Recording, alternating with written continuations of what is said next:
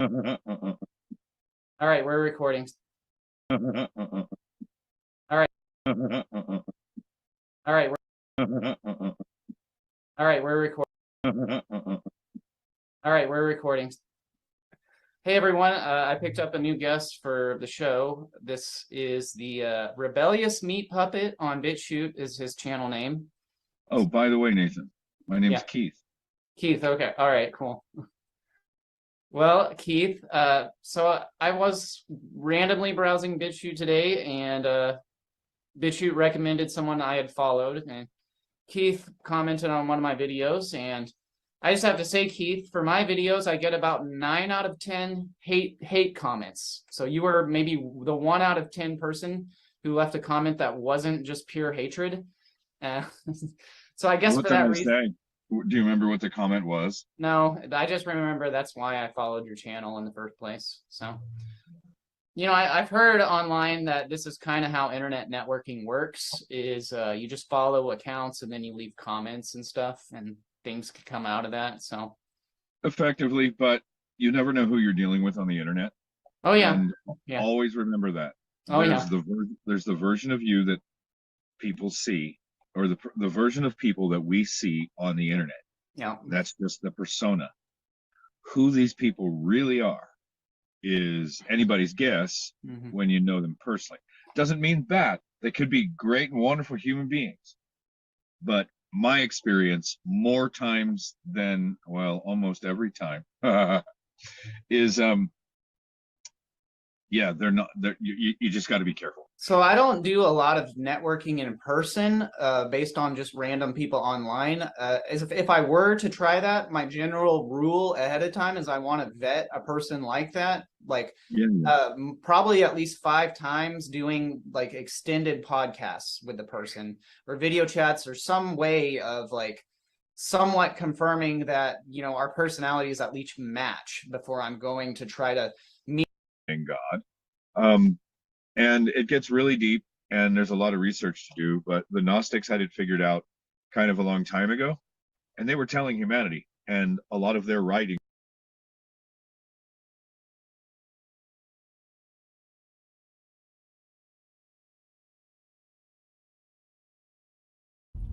And a whole host of fucked up situations took place.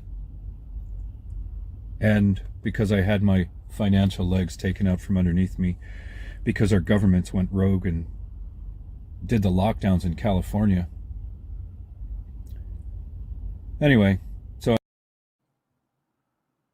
this sweet, sweet little video in emails, because I happened to use his name, Keith's name, in a comment.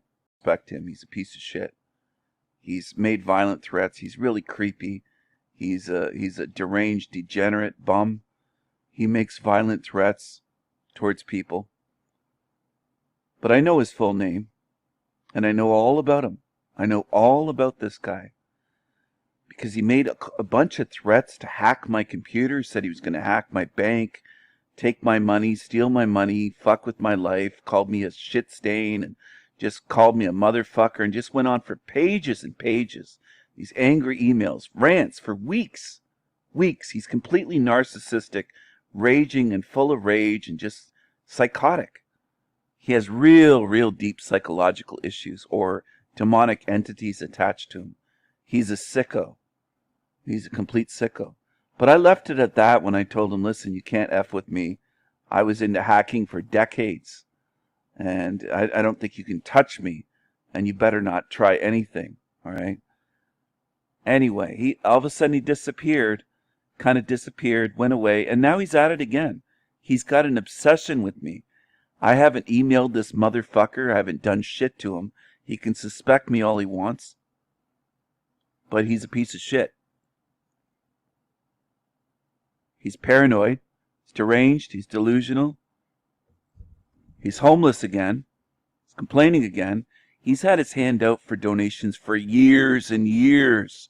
He's been a homeless bum many times. He keeps saying that he gets no help. Well, you're a grown man. Grown men don't get help in this society. In case you haven't seen that yet, that's how it works. For the vast majority of grown men in this society, you don't get help. So you got to prepare so you don't blow your money if you have $15,000 or whatever he claims to have had saved up.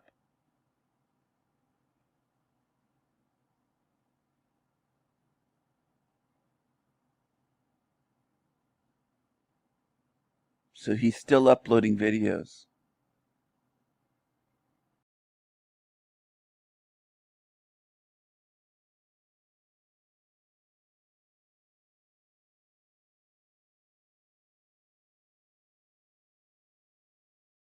I feel like slapping a nigga today. Whoa, whoa, whoa. I feel like slapping a nigga today. Whoa, whoa, whoa. I feel like slapping a nigga today. Whoa, whoa, whoa.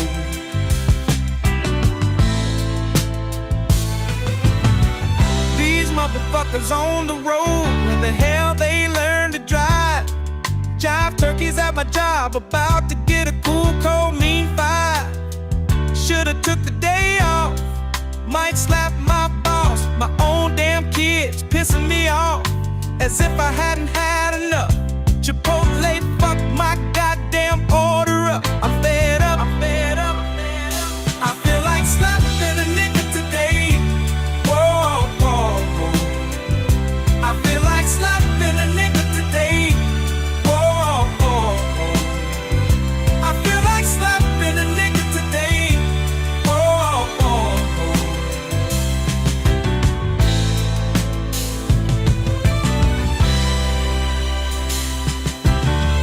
Bartender, don't you see me waving you down? This guy came after me, I was here first, but you serving him rounds. No, I bought the Uber here, my friends expecting me to buy it back. Tomorrow morning, I better get a cash app, or every last one of you motherfuckers getting slapped. Bet that. Whoa, I feel like slapping a nigga today.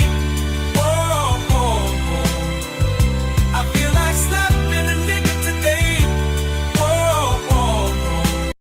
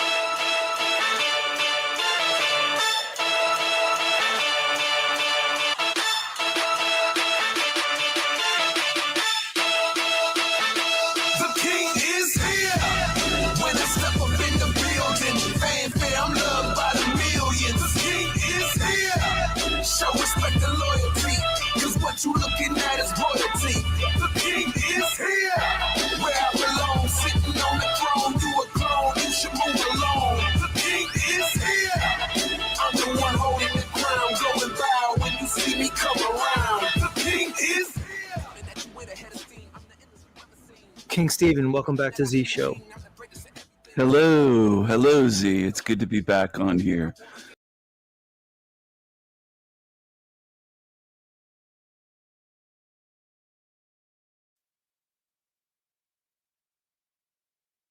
We trade on those keys.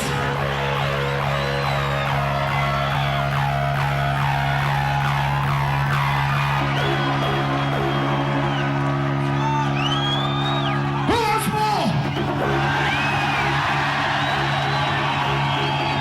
What's it? Who wants more?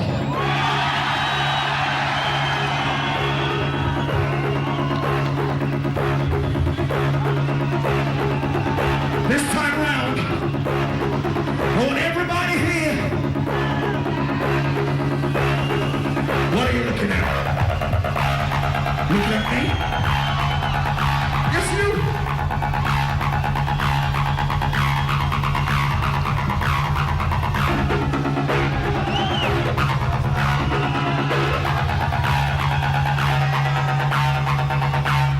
I want everybody here in Phoenix.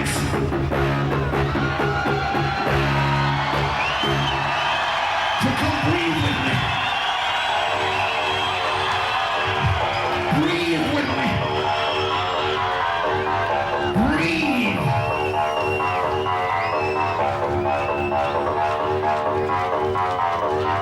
Breathe.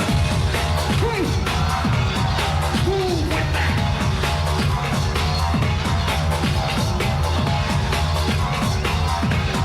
Move with me. Everybody in Phoenix, come rock with.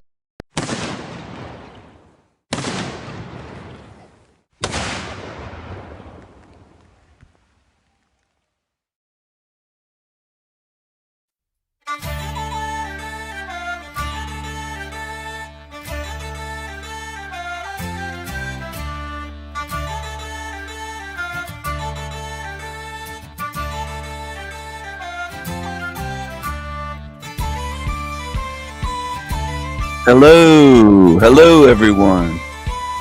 Hello.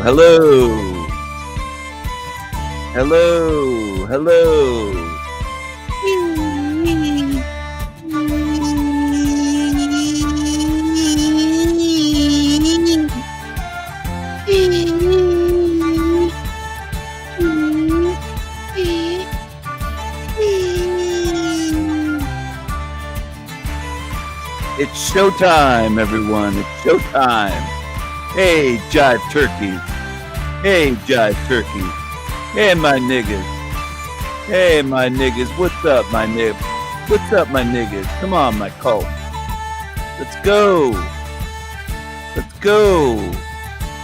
Smile, laugh, dance, sing. Let's go, my niggas. Let's go. Where's my number one fan? Here he is. Creepy Keith.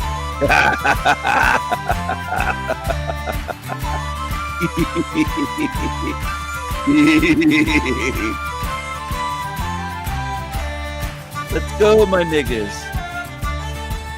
Got your fried chicken, hot sauce, watermelons, and Kool-Aid. Get that grape drink, that purple stuff. Let's go.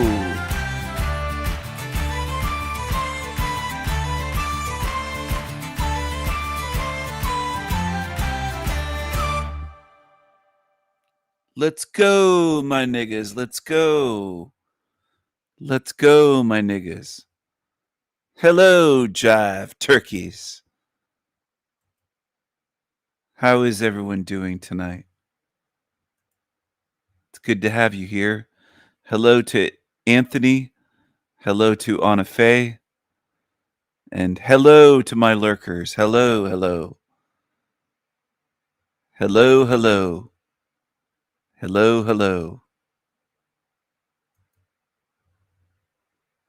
Jump on over here for a minute.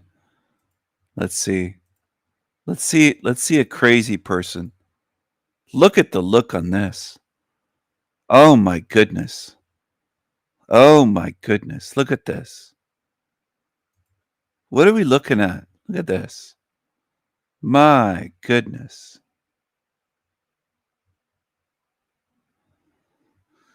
Was I on there today?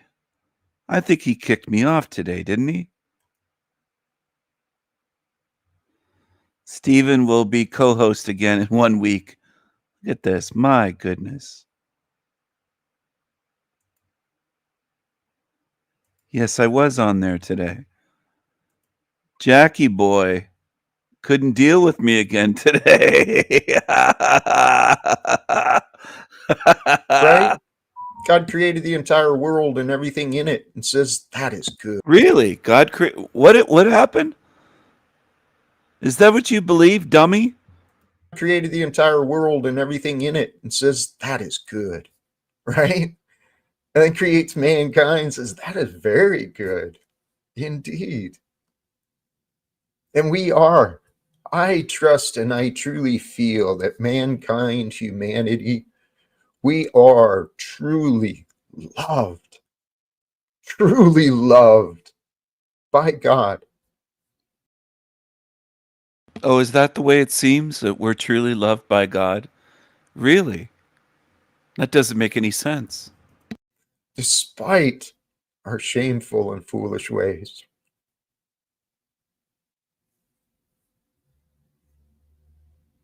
Because it's the only thing that makes sense. Especially if you call yourself a Christian, right? Because that's what the message of Jesus was. It wasn't about loving a religion. It wasn't about worshiping him.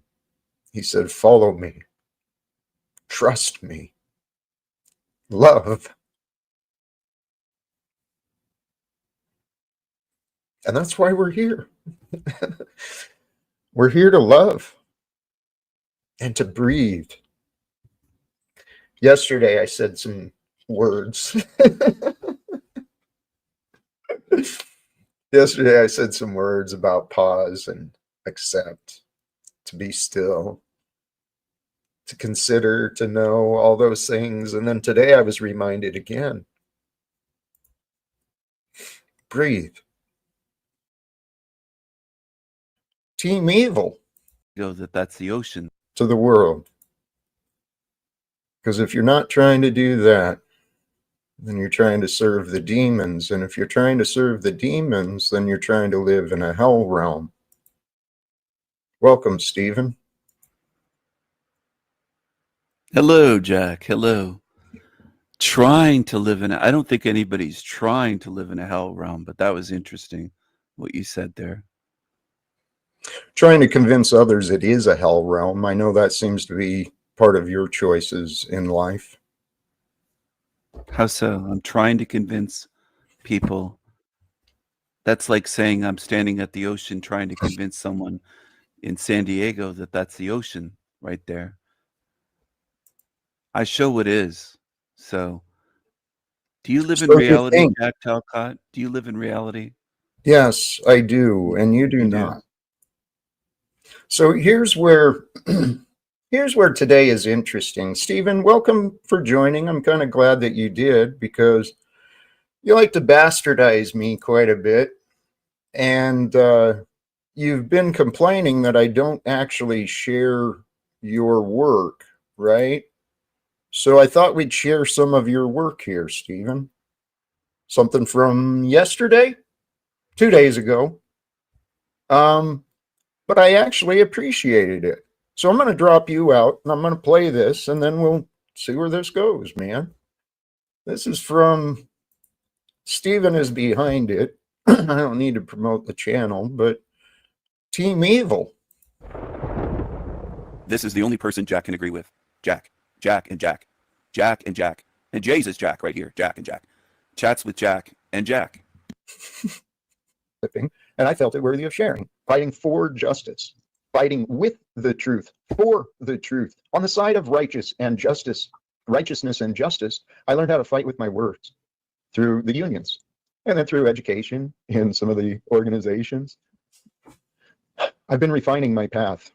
And once I left the Postal Service, found the organization Veterans for Peace. I found my purpose for my life, ending wars. Can't really think of anything else to do, anything better than that, other than ending the wars. And I'm talking about the economic wars, the psychological wars, the wars through threat and intimidation. I'm talking about ending all of that nonsense. But somewhere along the way, God allowed me to learn surrender. And not just surrender out of weakness, but surrender out of faith. Surrender to God with faith. That's the path I've been on. So my early life was about fighting, and it was about conflict, and it was all learning and preparation for me and the future. And who I am today, I am just a simple man, but somehow God has allowed me to discover just peace on earth. Peace on earth in the here and now, like I never knew before. I mean, my heart is just, I feel peace on earth so deeply. And I want to share it with the whole world. I do. Praise God, man. Praise God. I am, dude. Jack's getting back to Jack. Our poll, I did actually consider this. A lot of these streamers, they restream others, and many people restream me. So why don't I join that and restream me? I am restreamable. And you know, there's a lot of ideas that I start out on an idea and either So there you go, everyone. That is the only guest that Jack really wants to speak with. He doesn't interrupt. That's the only guest he doesn't talk over and interrupt and call a clown and a fool and disparage and belittle and be condescending towards and feel superior towards. That's the only guest that Jack really likes, is Jack. That's the only guest that Jack respects, is Jack. That's the only one that Jack cares about, is Jack. Jack is mental. Jack has delusions of grandeur. He has a superiority complex. Jack has a lot of issues. I think Jack is a psychopath. Look at him here. Is that the look of intelligence? Look at that face. Jack reacts to Jack. You notice he doesn't react to other channels, really. He doesn't respect other channels. Have you ever seen him share a video or clips or a live stream or anything from any of my channels over the years? Over the 1 year plus, it's got to be well over a year. Never. Today. He's not interested in what others think. That's why he is always wanting to jump in and talk over me. He won't let me get 2 sentences out without doing that or kicking me off the stage. Jack is the only person that Jack likes, but he doesn't actually like himself. It's also a facade. It's fake. It's false. It's a mask that he wears. Jack reveals himself in everything he does.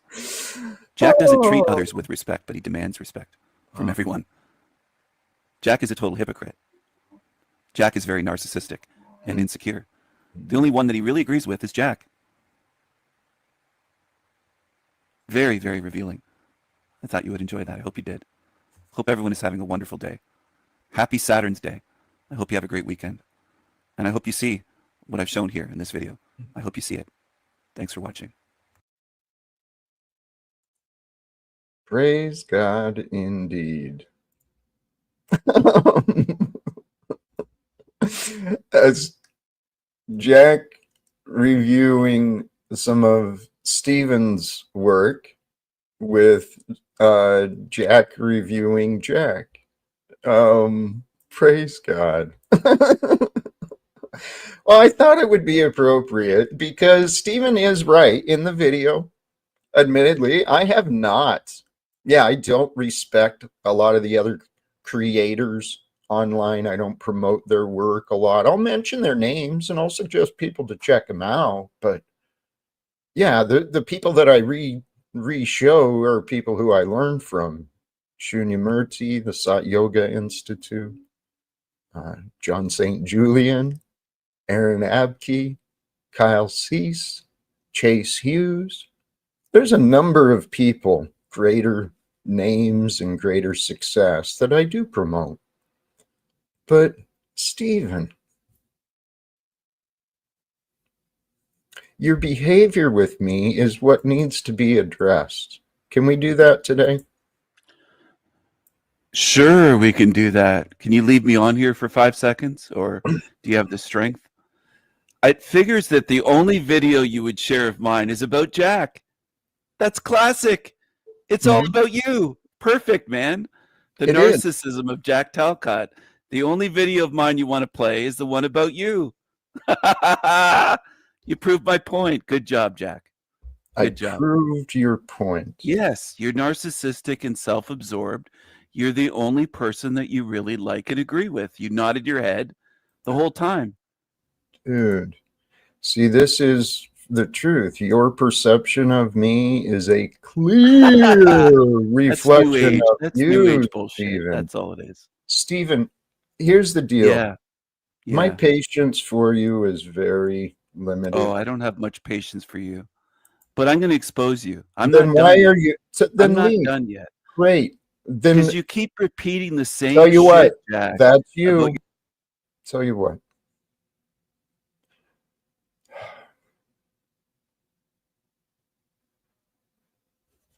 When I have a witness or someone who's willing to cooperate, I might try and speak to you again, Stephen.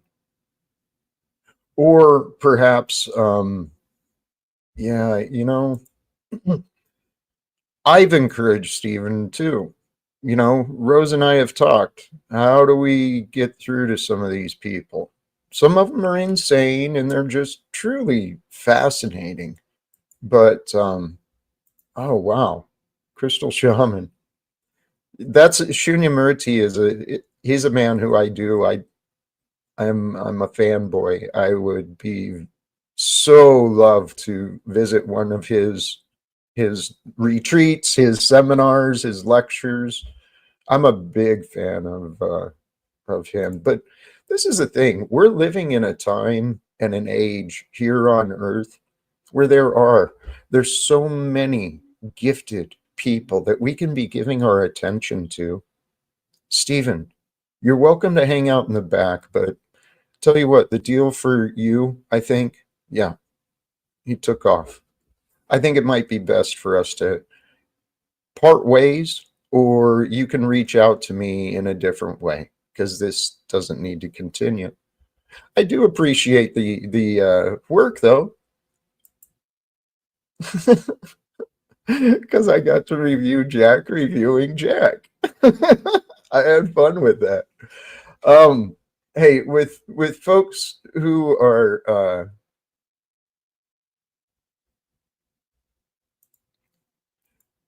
don't judge me, please. See, this is the thing. Please don't bet against me. Please don't assume the worst for me. Now, in a week, should I see signs, would I be willing to have Stephen here again? Possibly. Yeah. I'm a very reasonable man. That's something I take pride in. But for whatever reason, God has allowed me to find the attention from a lot of these confused people. Now, those of you who are a part of this and you don't think you're confused, you're a witness. Okay? You're a witness to the insanity. And I'm only insane about God. Seriously, that's all I really think about or care about is God, love.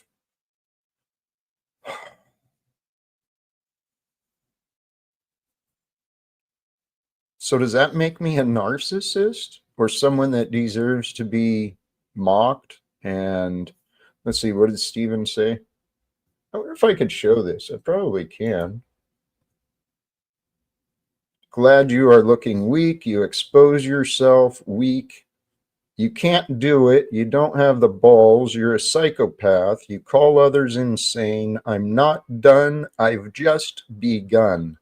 For those who are wondering, this is the private chat from Stephen to me.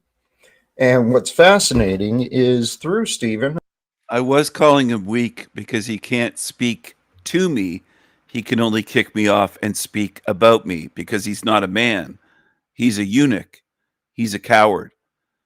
And, you know, I hate to say this, but a lot of vets are lefties and cowards like this little shrimp, this little short cot, this little Jack twat cot. They're wimps like this. They piss themselves when they don't have a big group to rely on, just like a lot of cops do. They can't stand on their own. He's a coward. and apparently I've gotten the attention of other people. I mean, I've recently, through connections, not anything I've done or said, not that I can tell, possibly something I've said has been offensive, but Jake the Awake, guy's got a bigger channel. Steven got his attention, but he's been making comments about me, associating me with Steven in some bizarre, foolish way. And then James True as well. For those who haven't found him yet, he's another guy I mentioned recently. He's friggin' hilarious, dude. Amazing talent. Beautiful example of compassion and entertainment. He doesn't have any talent. He's a loser. So's Jake. James True and Jake and you, Jack. Losers. Full of yourself. My opinions on others are what they are. I'm sorry for wasting time with that. We can get to yes, please. More poll. We are looking for guests to interview. Please share the positive words of Jack, right? Guess who lives rent free in the skull of this creature on the screen with the caterpillar eyebrows that are reaching up like spider legs or something? They're going to grow right over top of his forehead. Look at those eyebrows. Oh my goodness. Look at the eyebrows on him. God damn. He's got some bushy, wild ass eyebrows. It's crazy. He makes himself look fucking crazy. A crazy guy who loves to love, promotes living without fear, ending wars, health, nutrition.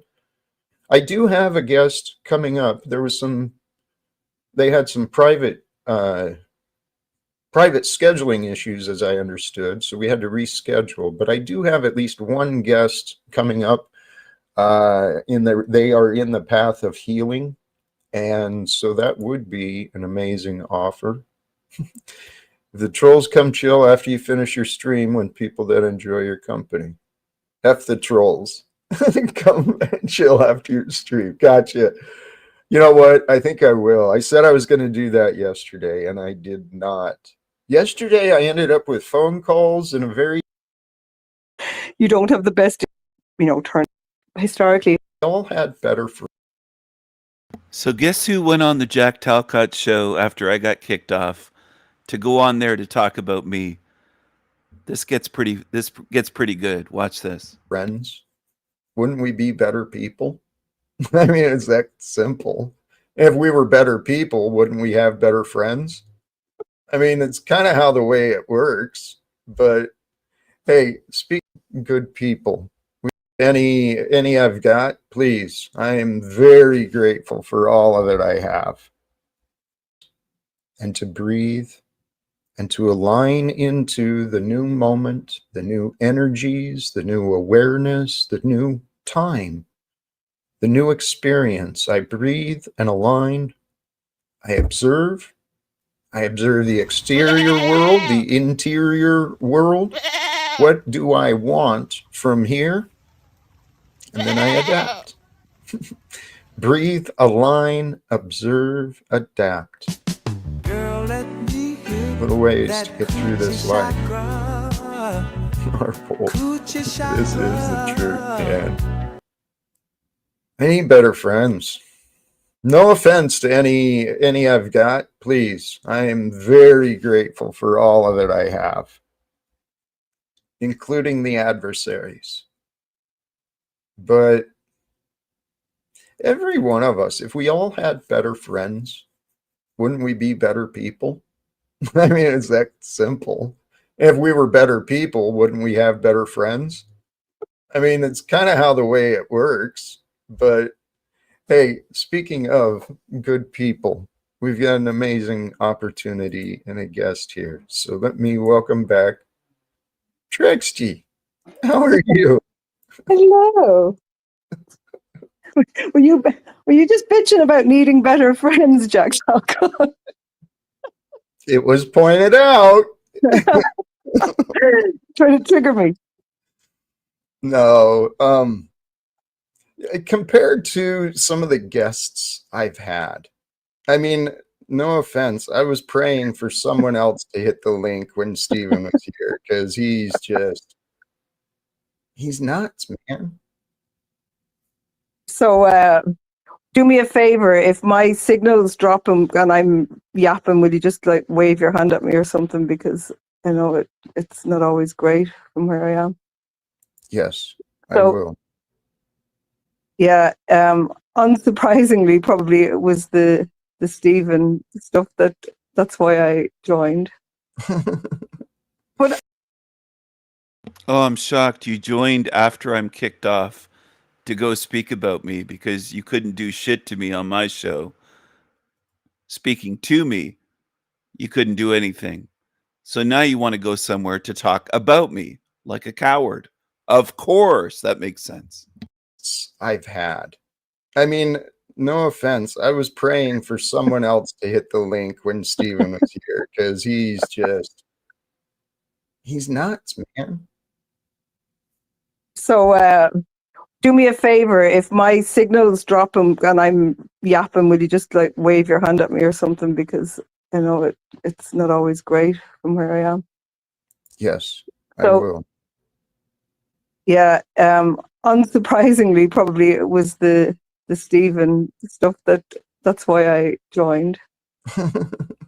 But I want to be careful with it because Stephen, like, historically has triggered the fuck out of me, and if he's honest, I definitely triggered him to the point that, yeah.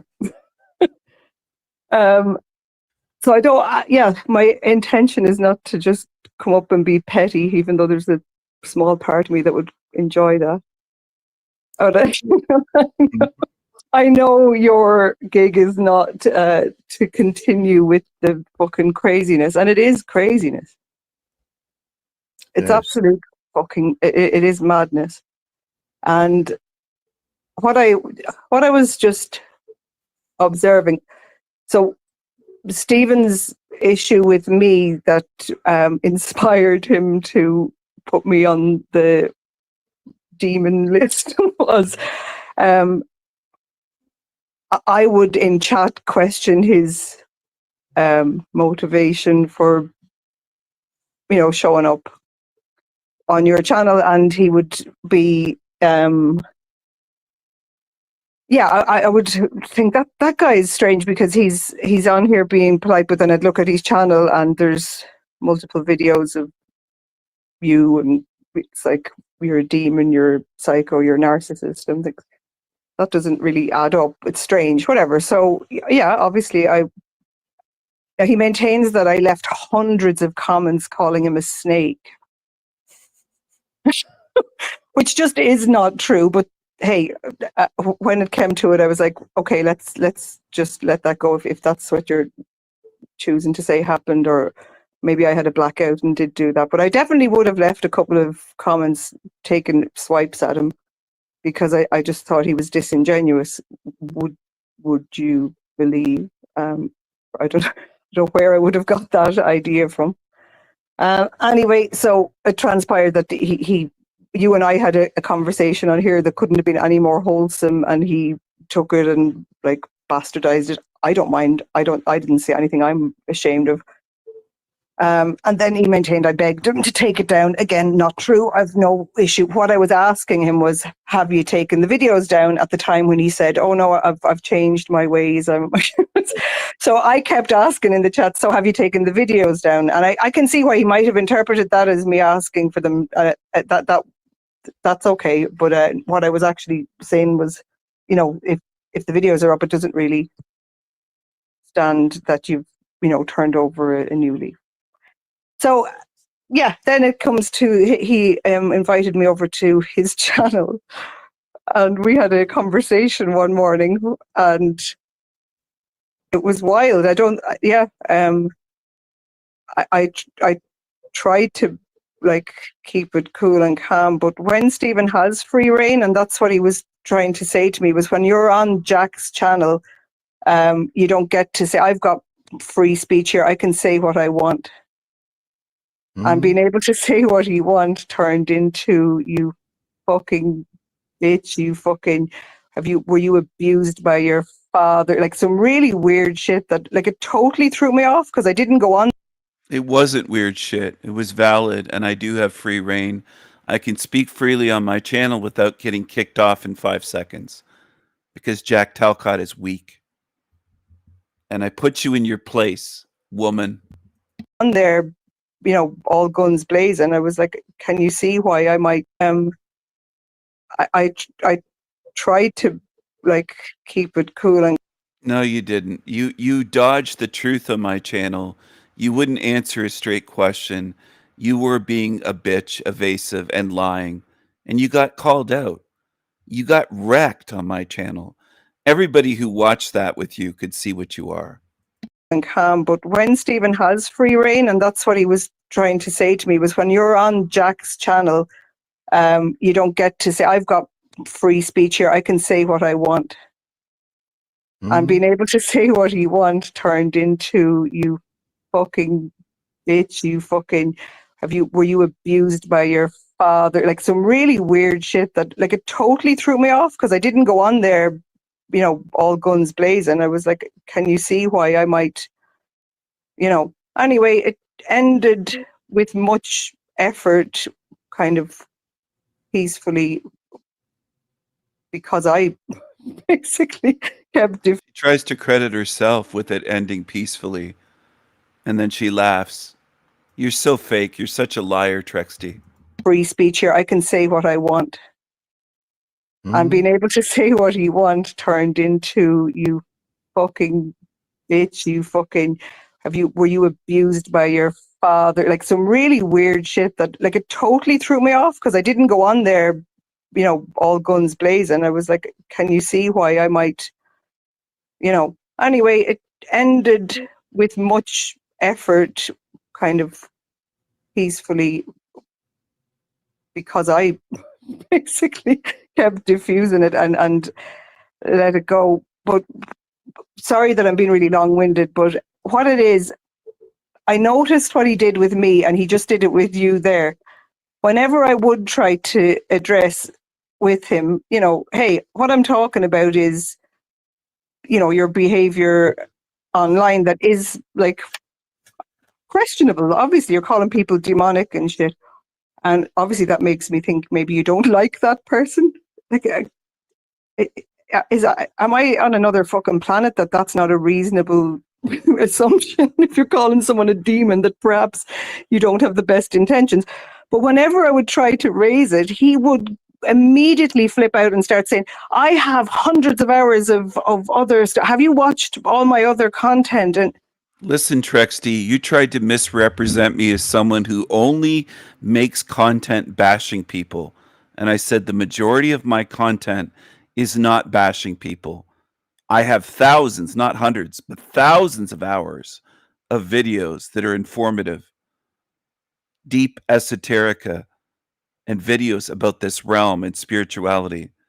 So you are such a lying snake. I see what you are. And I could see it before you were on my show. I'm not just seeing what you are today. I know what you are. it's like he just said to you, you've proven my point because you looked at a video on my channel about you. He proved my point because the only video he's interested in watching and streaming from my channel was the one about Jack talking to Jack. He's that narcissistic. He doesn't know anything else about my content on any of my channels, but he tries to say that I promote a hell realm. So there you go. Jack is only interested in watching himself. That's why he's narcissistic. Dummy. Where's the logic in that? I don't understand. It's like, if someone does me, I do something shitty to someone, they approach me and say, hey, you've been a dick, you did this thing. No, how dare you talk about that to me? I want to talk about the 10,000 good things I've done in my life, not the thing that I did to you. There's no logic in it. And I don't. You're misrepresenting. You made a false claim that all I do is bash people. That's my whole channel. And I said that's false. I have thousands of hours, and you haven't watched my other content. All you watched was the videos on Trexty, just like Jack only watches the videos about Jack. You're the same. Want to come up here and like start, a big fucking argument with Steve. Oh yeah, you didn't want to come up and start a big thing so you went on to talk about me, right? Where I can't respond because I'm kicked off. And in fact, I'd love to see That's why I respond here, because I'm free to speak here. him just be like, hey, yeah, I can see why people might wonder what I'm up to or question my motivation, and just be like, yeah, I can see why that might be a bit shitty, and that'd be that. But it's really, really strange, and I just can't get my head around why he can't for a moment go, yeah, I can see. You know what? You're really, really strange, Trexty. You're covered in tattoos, including the backs of your hands and fingers and your arms. And you're a lefty. I think you're very, very strange. I think it's you that's very, very strange. Why you might want to address. So how long does he let her speak? Has Jack ever let me speak for minutes the way Trexty is? Think about it. Yeah, she kept closing her eyes. Exactly, Gary. That stuff I say about you, or I can see why that might be interpreted as, really weird behavior, and instead gets wildly defensive and then says that you're a narcissist, but will not be questioned or challenged on anything himself. Yeah, you're spinning the whole thing, and you're doing it where I can't respond because you're a coward. It's very peculiar. What are you thinking, Talcott, or what are you looking at? Look,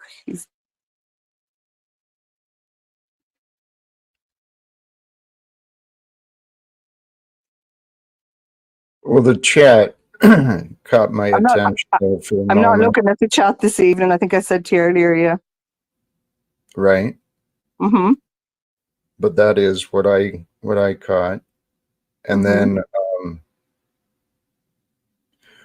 what you're describing with Stephen is you're right. This is exactly the behavior that not just him, many, many others are dealing with.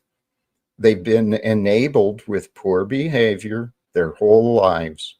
Stephen, Snafu, Tommy, Paul, all these people, right? Mm-hmm. For whatever reason, God's allowed me to attract a lot of them.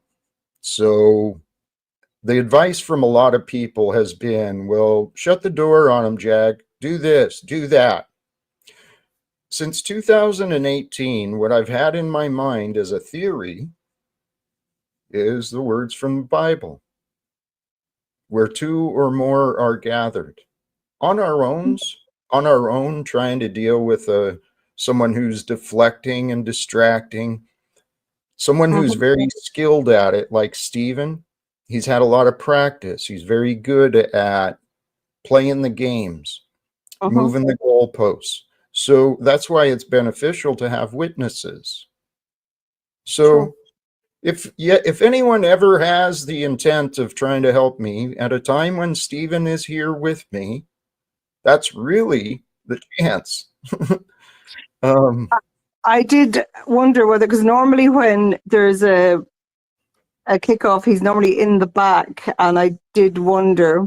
I also wondered if me coming up would have just because I really do rile him like a lot. A lot. I've never had, and again, I'm not saying this to fan the fire. It's just for context. I've never had a man speak to me in that, like, it was fucking unnerving, and bearing in mind it was because I was asking him about why he behaves. No, this is great. This is what stuck with her. She'll never forget it. She never had a man put her in her place because as I understand it, Ireland is full of lefty men at this point. They're basically, for the most part, in a lot of the cities, and they, to be fair, they are in Canada and America as well, libtard lefties, feminine males, femme males. So no man has ever put her in her place ever in her life the way I did. And I had the feeling that morning, I'd been up all night. As I was saying it, I was thinking, I bet no man has ever put this bitch in her place in her whole fucking life until this morning. And she's what, 40 something, 50 something years old. She's not a spring chicken. She's gone her whole fucking life and nobody's ever set her straight. And again, I'm not saying this to fan the fire. It's just for context. Where two or more are gathered on our own, trying to deal with someone who's deflecting and distracting, someone who's very skilled at it, like Stephen. He's had a lot of practice. He's very good at playing the games, moving the goalposts. So that's why it's beneficial to have witnesses. So if anyone ever has the intent of trying to help me at a time when Stephen is here with me, that's really the chance. I did wonder whether, because normally when there's a kickoff, he's normally in the back, and I did wonder. I also wondered if me coming up would have just because I really do rile him like a lot. A lot.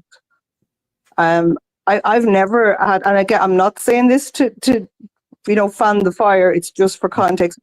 I've never had a man speak to me in that, like, it was fucking unnerving, and help me at a time when Stephen is here with me. Poor Trexty was unnerving. A man across the ocean, thousands and thousands of miles away, called her out on her shit, and she's weeks and weeks later unnerved by it. She couldn't take it. I'm living rent-free in your head, bitch. That's really the chance. I did wonder whether, because normally when there's a kickoff, he's normally in the back, and I did wonder. I also wondered if me coming up would have just because I really do rile him like a lot. A lot. I've never had, and again, I'm not saying this to fan the fire. It's just for context. I've never had a man speak to me in that, like, it was fucking unnerving, and bearing in mind it was because I was asking him about why he behaves so awfully to my friend, and I wasn't even that bothered about what he said about me, but I'm just, it's kind of disturbing, but yeah, I would happily talk to him.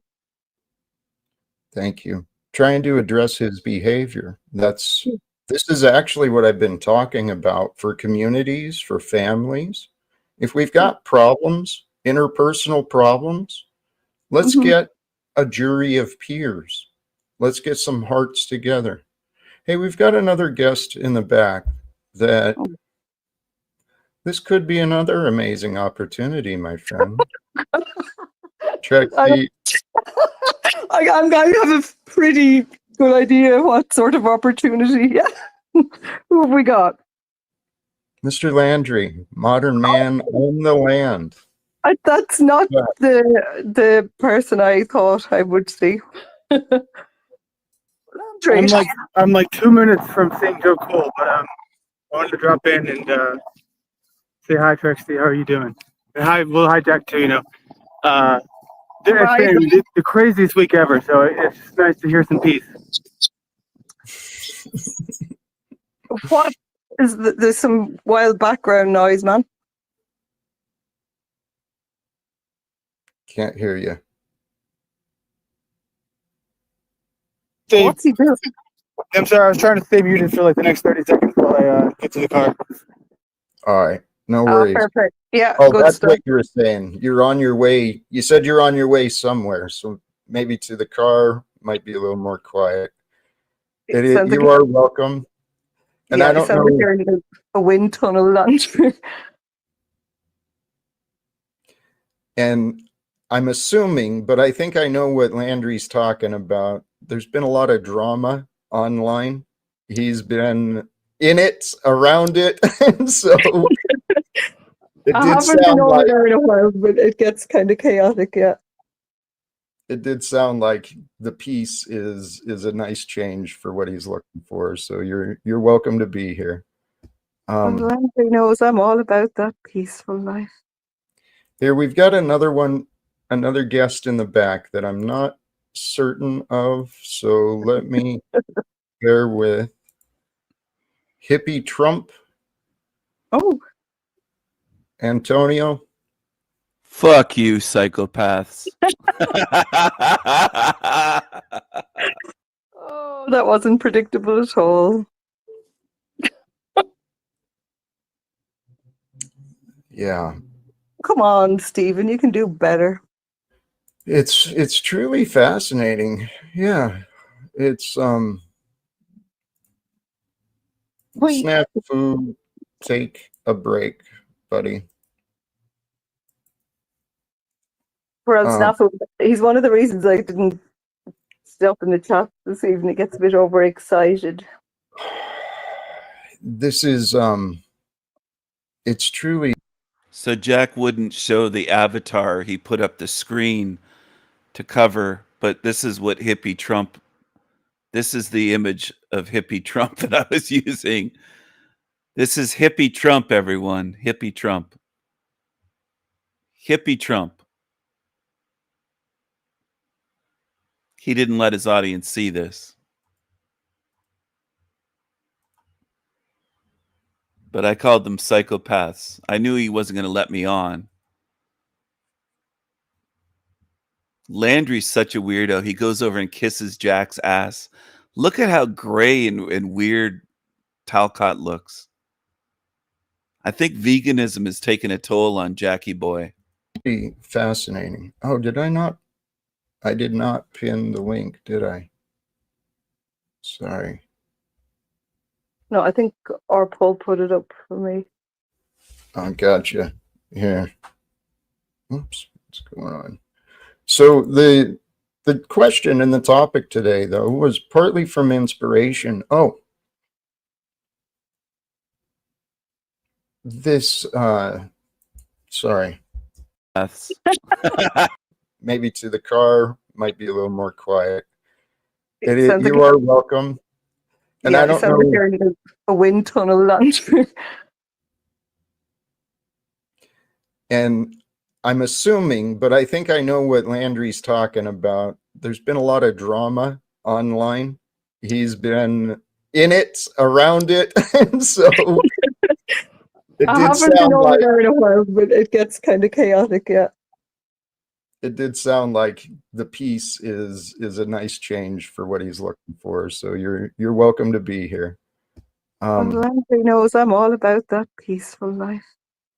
Here we've got another guest in the back that I'm not certain of. So let me bear with Hippie Trump. Oh, Antonio.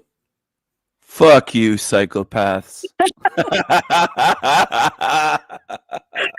oh, that wasn't predictable at all.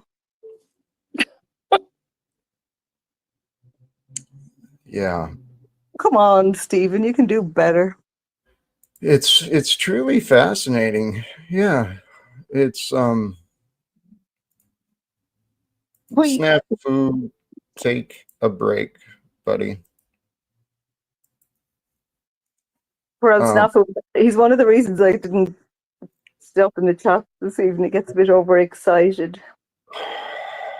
This is it's truly fascinating. Oh, did I not? I did not pin the link, did I? Sorry. Oh, is it truly fascinating, Jack? I might return to this later, but I was hopping around a little bit in the panel verse, as they call it. I call it the demon verse. The demon verse. So Landry doesn't want drama, he claims. He's a victim of drama, yet he keeps making videos about people and shows about people. He's such a fake. Landry, hey Landry, you're all about drama. That's your channel. That's all you do. You don't have real conversations. It's just drama.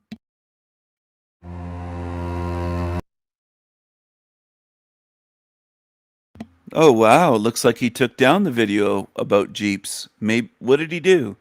He took it down already. My goodness. Poor Landry. He made a video bashing Jeeps. What a creep. Creepy creature. Creepy creature. Creepy, creepy, creepy creature. Creepy creature. Yeah, Jack can't laugh it off. I'm under his skin big time. I live rent-free in the skull of Jack Talcott, just like I live rent-free in the skull of this gingy gorilla. I get a good vibe from him. He says all the right things. It seems that there's an energy behind what he speaks when he says all the right things, if that makes sense. He says all the right things. It's assumptions here in this world to come in and topple the existing order, presuming there is one, right? Again, a lot of presumptions here in this age. It's not that we're doing anything wrong anyway. But you never know, right?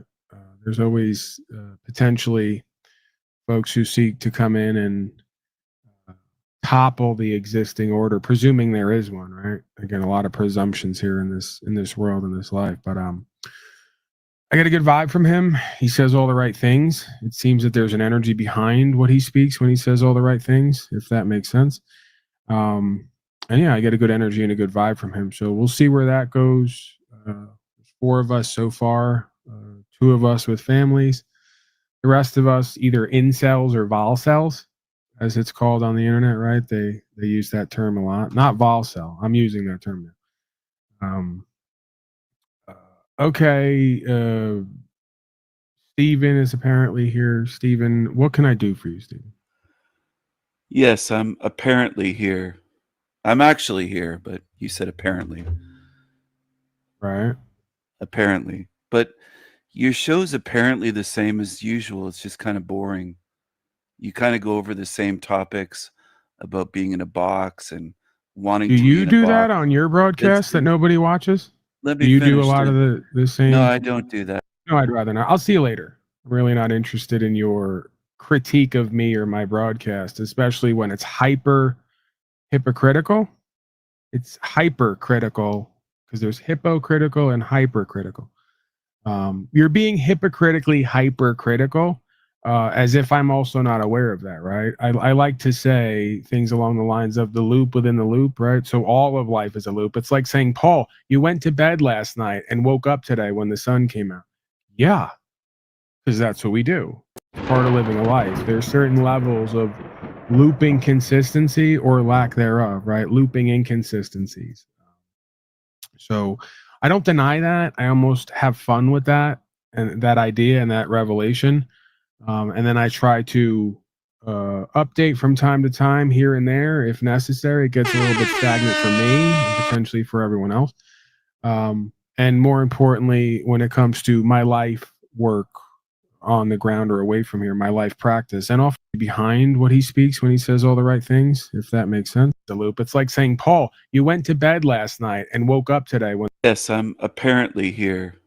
Potentially folks who seek to come in and topple the existing order, presuming there is one, right? Again, a lot of presumptions here in this world, in this life. But I get a good vibe from him. He says all the right things. It seems that there's an energy behind what he speaks when he says all the right things, if that makes sense.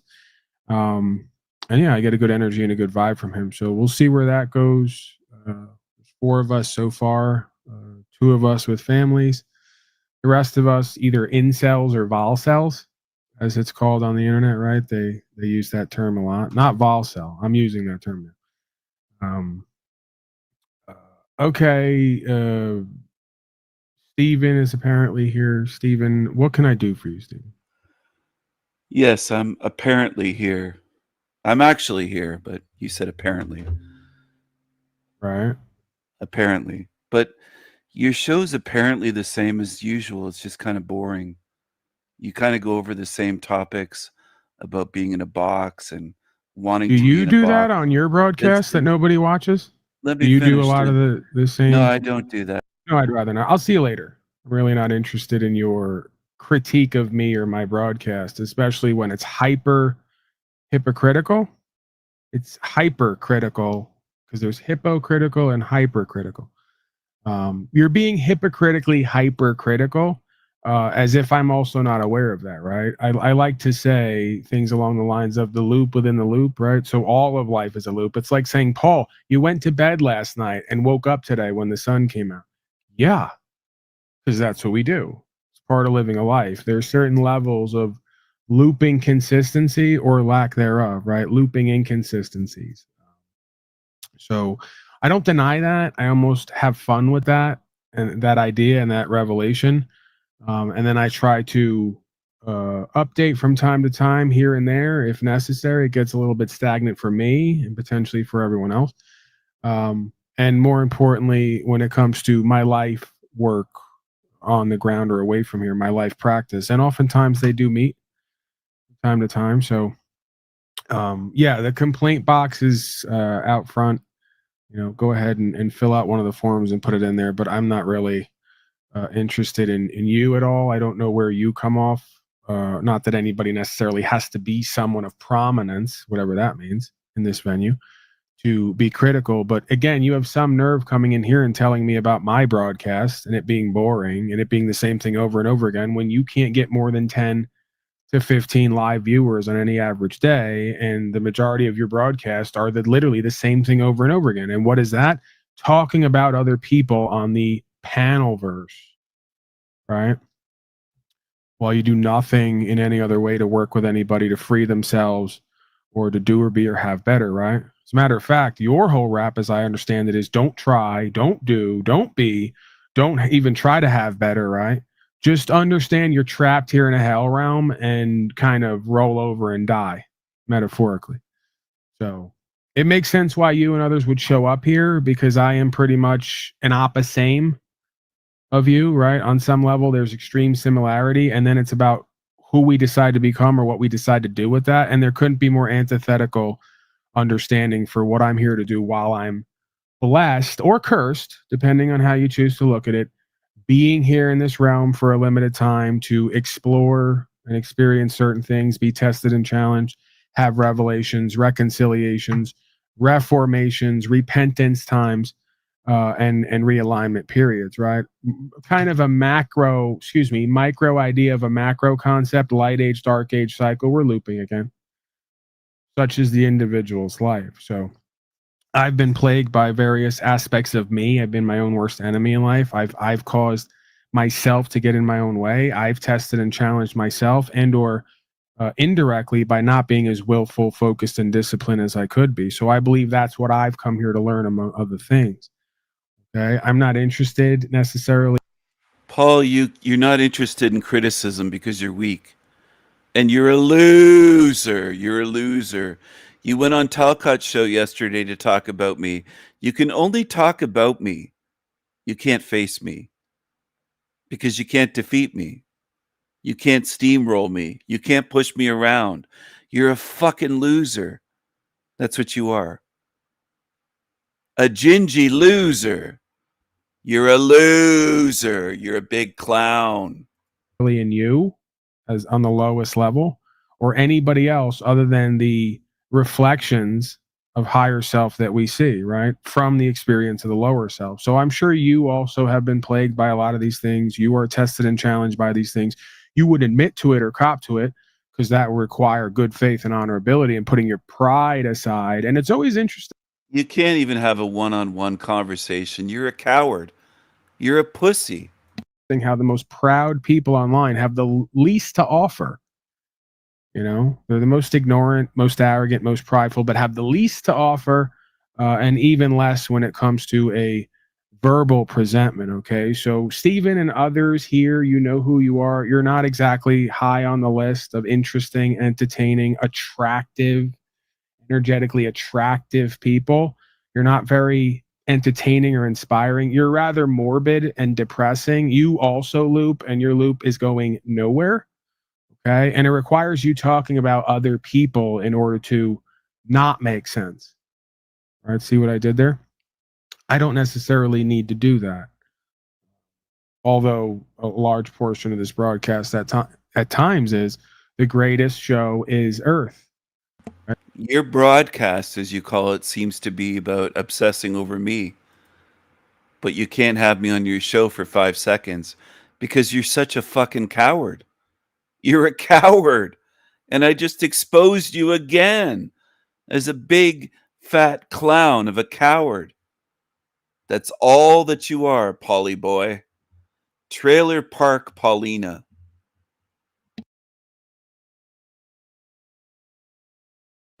Look at him. Look at the clown in a dunce cap. Look at the clown. Look at the clown. Look at the clown.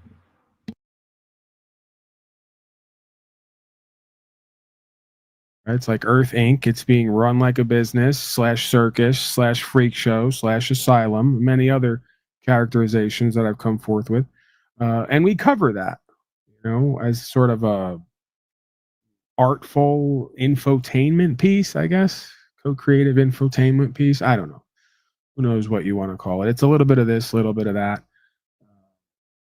Kind of whatever I'm interested in or focused on or whatever comes up in my day-to-day life in between living and working, right? We're kind of doom scrolling at times on the slab. And you come across these certain things. So I cover them here, right? It's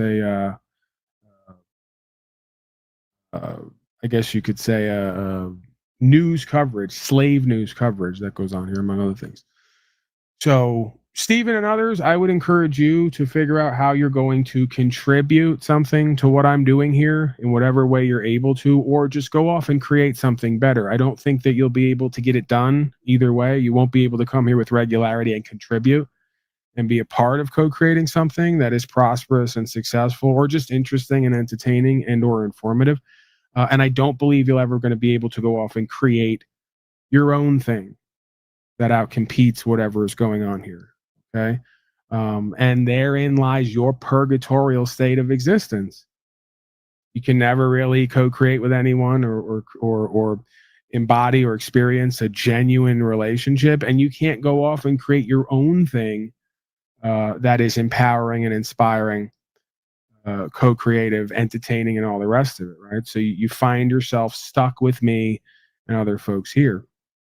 Not only in this realm, but in this sphere, right, of broadcasting, non-casting, as Andrew Wilson is now using the phrases that I've coined over here, and people are already saying, they won't be named, but they're saying the usual suspects. Paulie's got a big head.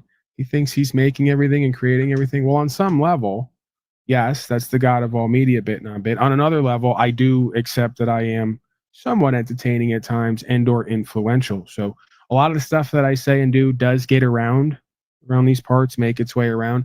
And it doesn't surprise me that you have some of the big names who act like they don't know who I am and what I do on any level, repeating what they've heard. And it may just be through the grapevine, right? No one's doing that with you, Stephen, right? You've not coined any terms. There are no memorable broadcasts. Nobody's ever citing experiences with you in a positive manner, an inspiring, entertaining manner. If anybody's citing any experiences with you, it's usually depressing, morbid, dysfunctional, lacking in inspiration, and ultimately fruitless. Like you're effeminate, so I could say it's not completely fruitless because you're there. But as far as knowing a tree by its fruits, right? You can know who or what somebody is by what it produces. You and many others around here produce nothing, really, other than, an experience. Again, a wise man can learn from anyone, especially a fool, other than an inverse reflection of what to do and be or what not to do and be, right? So again, I don't know why I have to keep encouraging many of you to just come here and contribute, support where you're able to, right? Bring something entertaining or informative, co-creative, or go off and create something better. And I suspect you're not going to be able to get either of those done. Well, mainly because you're never going to try. Okay?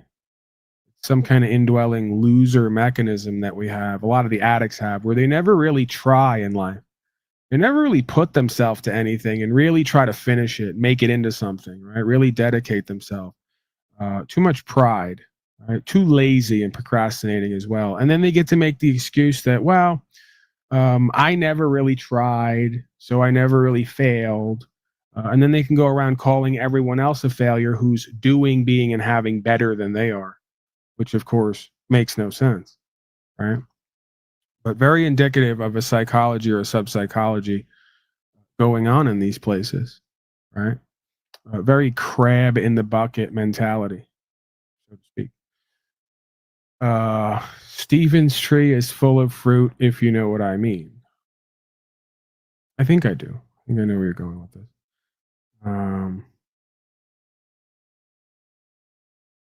Here's a inspiring comment, thinking outside the box. Every poo-poo time is a pee-pee time, but not every pee-pee time is a poo-poo time. Thank you, sir. Thank you for being here. See, now that man is adding on to this broadcast. There's no denying it. Keith Williams is here. The optics are high. We got zebras in the area. Loop flavor, right? What flavor would you like your loop today? Here, Paul, why don't you get a job? Or why don't you create a business? Because this isn't a business. You just have your hand out for money every day on YouTube. That's all you do. You call it gifts or something. Here it is. If you wish to gift, PayPal, unslaved, Cash Apps. You're an e-beggar. You're an electronic beggar on the internet. You're no different than a homeless bum that's outside of a store saying, "Hey man, you got any change? You give me $1? Can you give me $1?" You're the same thing. You're a fucking clown. He's a loser. He doesn't help anyone. He's a total loser. Total loser. Anyway, I was on the Pauly shit show for a few seconds. And I was on Talcott's show for maybe a minute, maybe 2 minutes today in total. They show you what cowards they are. They can't confront me, and they can't handle me. And they show that. They show what they are.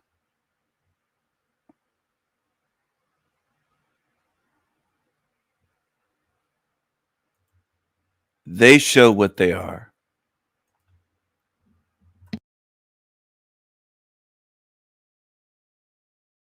Cue the music. I feel like slapping a nigga today. Oh, oh, oh. I feel like slapping a nigga today. Oh, oh, oh. I feel like slapping a nigga today. Oh, oh, oh.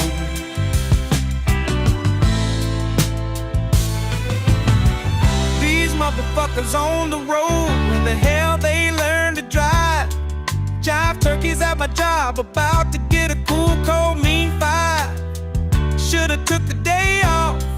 Might slap my boss. My own damn kids pissing me off.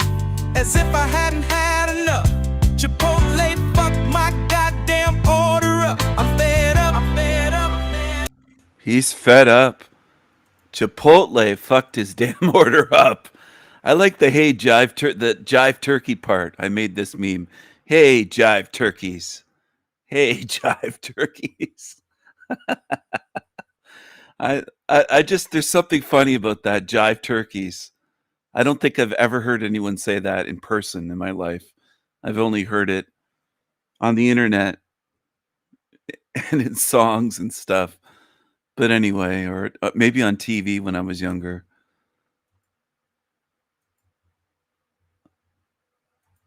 I just want at least one Negro in my life to say jive turkey in person. Jive turkey.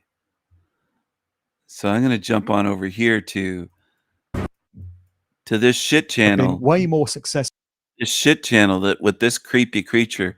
This is the meeting of creepy creatures. Archaics welcomes Mark Devil in. Devil in. Devil in. Miserable, miserable, creepy creatures. What a shocker that they're together. Mark Passio and Archaics, Mark Devlin and Archaics. Howdy McCoskey and Archaics, they're all in with each other. It's fascinating, isn't it? How demons flock together.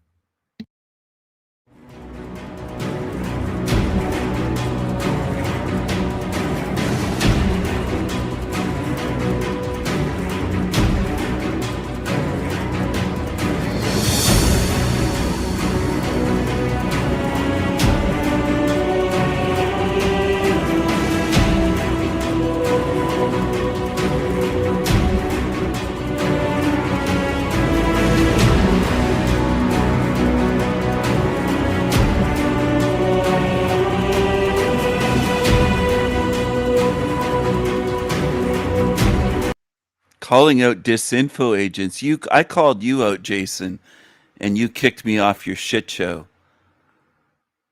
You kicked me off your show because you're a pussy. You're a felon. You're a sex offender. You're a fucking pussy. And I said right on your show, I think you're headed to the recycling bin. That's what I said to you. I think you're headed to the recycling bin. Audio's good? All right. Other than Archaics Underground and me spending this weekend catching up on a whole bunch of emails I've been ignoring, I don't really have any announcements. So without further ado, I'm going to bring our special guest in right here. How you doing, Mark? What's up, Jason? Good to be with you. Man, I'm always jealous of you guys coming on my channel with that superior audio. You sound so crisp. You know, the funny thing about that is ever since I've started doing these podcasts and such, best part of 20 years, I've been using the mic that I was used to use in my DJ gigs. It's a Shure SM58, and it's like the industry standard that DJs use to do announcements in nightclubs and things like that. And I tried a couple of times getting a studio quality mic, very expensive ones, and hooked them up to my MacBook. And the results I was getting came nowhere near equaling what I was getting from this mic. So I ditched the expensive mics and just carried on using this one.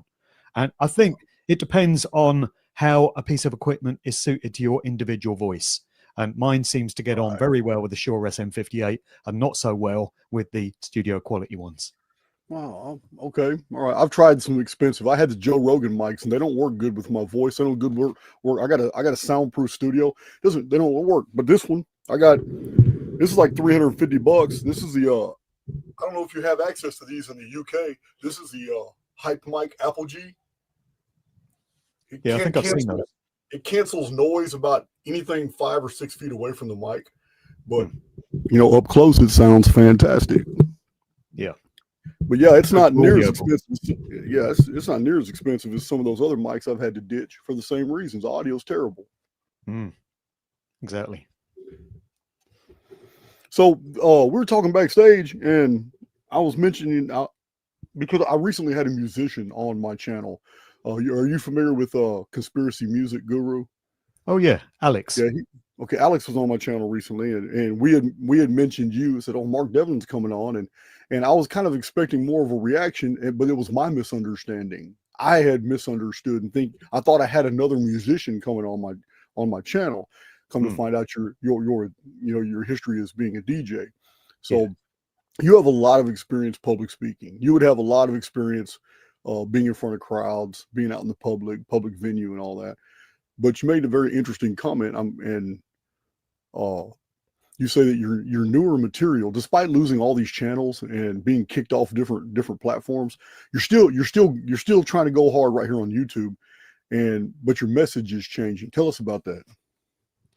It really feels as if everything that I did in my previous career was grooming and grounding me for what I'm doing now. And I used to think it was part of some divine plan, and it was maybe my higher self in the spirit realm constructed these things in this lifetime for me to go through to have these experiences. I don't see it that way anymore, and we can get into the reasons why I don't see things that way, if you like.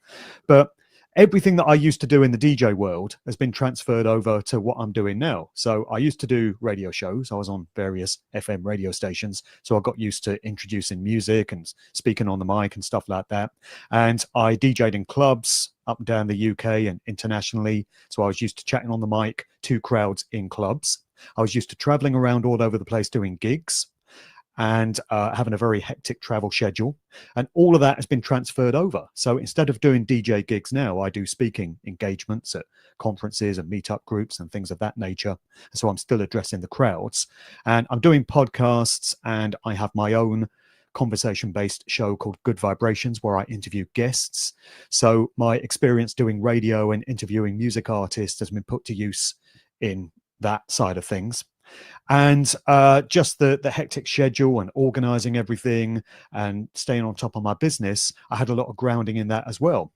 And I've been way more successful as an author, researcher, and public speaker than I ever was as a DJ. I wanted to be more successful as a DJ, and I aspired to being on high-profile radio stations and playing much larger gigs and clubs and festivals than I did.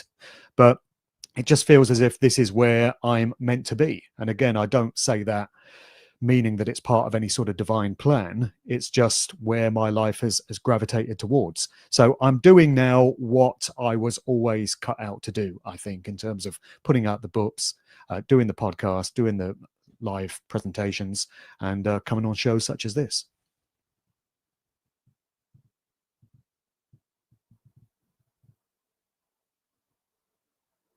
Are you still there?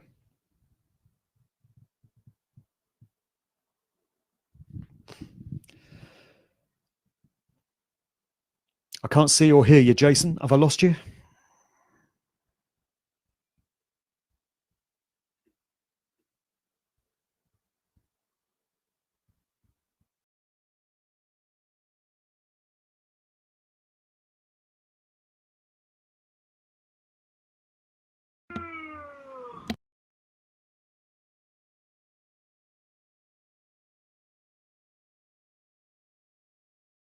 The show must go on, Mark Devlin. A good guest would take over the show, but he's a loser.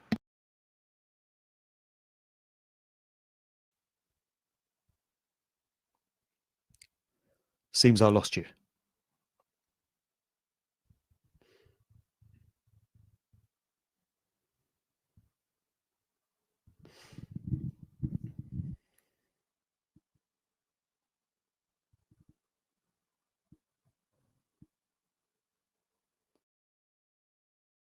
What is going on? My StreamYard.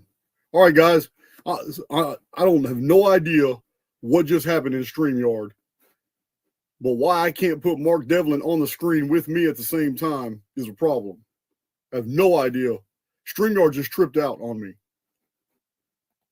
There's nothing.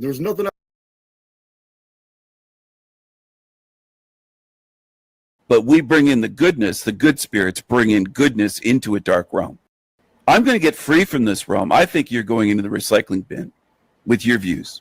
That's where I think you're headed. That's cool. That's the truth. Cool, man. I got a couple more questions for you. Why did you plead guilty to all the felonies when you were younger and you were charged? If you're innocent, why would you plead guilty on all charges to kidnapping and aggravated sexual assault? You pled guilty. That's easy for me to answer. Shit that night got out of hand, and I took the victim to the police department and wrote a full statement about everything that happened that night. Every single thing. So once you do something like that, you're not going to plead innocent. I took full responsibility that night for everything. What do you mean it got out of hand? What do you mean by that? Shit got out of hand. What did you do? You're gonna go, man. I'm done with the trolling. I've been seeing Sanity Machine's little troll posts for a long time. I'm not a troll.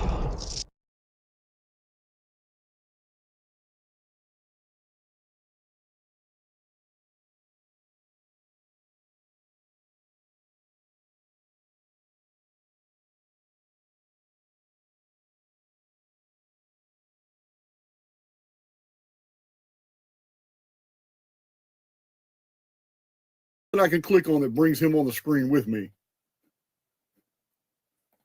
There we go. Okay, we're back. Can you hear me? I can, yeah. It's funny, we were talking just there about getting deplatformed and getting kicked off of video channels and such. And right in the middle of that discussion, StreamYard drops my feed. I'm going to tell you what happened. I grabbed this mic. And when I grabbed this mic, I guess a loose setting, because my StreamYard says your mic is no longer connected. So it took me off the screen and let you talk by yourself. Sure. And while I was trying to change my mic to something else to default it back to I have 3 mics in here. I could just choose from a laptop or from the camera, and it wasn't letting me choose. I was like, wow, man. I said, man, I should have never picked up that microphone. So I'm on a different mic now. I may sound a little bit different, but as long as you can hear me. I can, yeah. Happens to all of us. Yeah, so I heard everything you said. I just wasn't on the screen. Okay, cool. So yeah, I've got this new career for myself, and it was never part of any plan that I had in mind. It surprised me as much as anyone else that I'm doing this with my life, and that it's become my main full-time job, to the detriment of everything else. But it is what it is. I'm pretty much unemployable now, so it's not as if any corporation would ever want to hire me, which is fine because I never plan to get another corporate job. But when you do this sort of work and you put yourself out there publicly and you say certain things on public platforms, you burn a lot of bridges. There's no way back to what you were doing before. And I'm sure we're all familiar with processes like that. You probably are yourself. Oh yeah, I've burned many bridges, but no doubt. I don't even care. I've been offered a lot. I've been offered a lot of money, Mark, to do different things that I don't agree with, and I tell them no. I've been offered a lot of money to give speeches about things for which I do not believe in, and I'm not going to participate. I've been offered quite a bit of money to bring the Archaics community to some of these large conventions, the type of conventions that these big authors and these like Comic-Con type deals where a whole bunch of truthers all get together, but I won't participate in those. And it's frustrated a lot of these people that run these venues and all that. So I've been offered a lot of money to promote things on my channel, and I don't have commercials on my channel. And if you see a commercial on my channel in the middle of my video, it's because YouTube found something that they could complain about as far as copyright, like my Matrix video. And I did a Matrix video and YouTube ruined it. They just ruined it. They hijacked it for copyright notice and then turn around and put ads in it. Nobody even watches it no more because every 2 minutes you're going to watch 3 ads. It's just ridiculous. So I get it, man. I totally get it. You're going to burn a lot of bridges, but you tap into the community that you're resonating with the most when you do that. You don't want to talk to those other people anyway. Well, exactly. And about 95% of the people that I used to know when I was a full-time DJ, other DJs, people in the music business, friends that I'd met in clubs and stuff like that, the minute I started posting about what was going on in the world and giving my perspectives on what this place is, they all just disappeared. I've kept about 5% of my old friend base, but that's fine because they've been replaced by a much higher caliber of friends and associates. And I know a whole load of people now, thousands and thousands of people that I've met through the course of doing this work. And I've got friends all over the world now as a result of networking with them and linking up with them at events and such. And so, yeah, no complaints on that front. The people who are in my friend circle now are people who I would really want to be there. There's no dead weight being carried. Oh, yeah. So do you ever travel outside the UK? Yeah, I do. I used to travel a lot as a DJ. I played in about 45 different countries over the course of 20 odd years. But since I've been speaking at conferences and covering the material that I do now, and which I've put out through my books, I've done a fair few conferences. I did the Free Your Mind conference in Philadelphia for 3 years running, 2015 to 2017. I did one in Arizona, Truth, Mind, Reality in Phoenix. I did a mini speaking tour last year, which didn't go too great on the East Coast. I had to cancel my planned event in New York City because there was just a lack of interest in the material, unfortunately. But I did gigs in New Haven, Connecticut, and Philadelphia, and where was the other one? Boston. And that was April last year. And I've also spoken a few times in Europe. I've done an Acapulco once in Mexico. I did Liverpool in Serbia just the other week. So I've always enjoyed traveling, and it's been a great way to see different parts of the world and have amazing experiences during the course of my work, initially as a DJ, but now putting out this kind of information. That's awesome. So you were down there, you met Dollar Vigilante, Max Egan. Yeah, they were in Serbia and they were in an Acapulco as well the time I was there.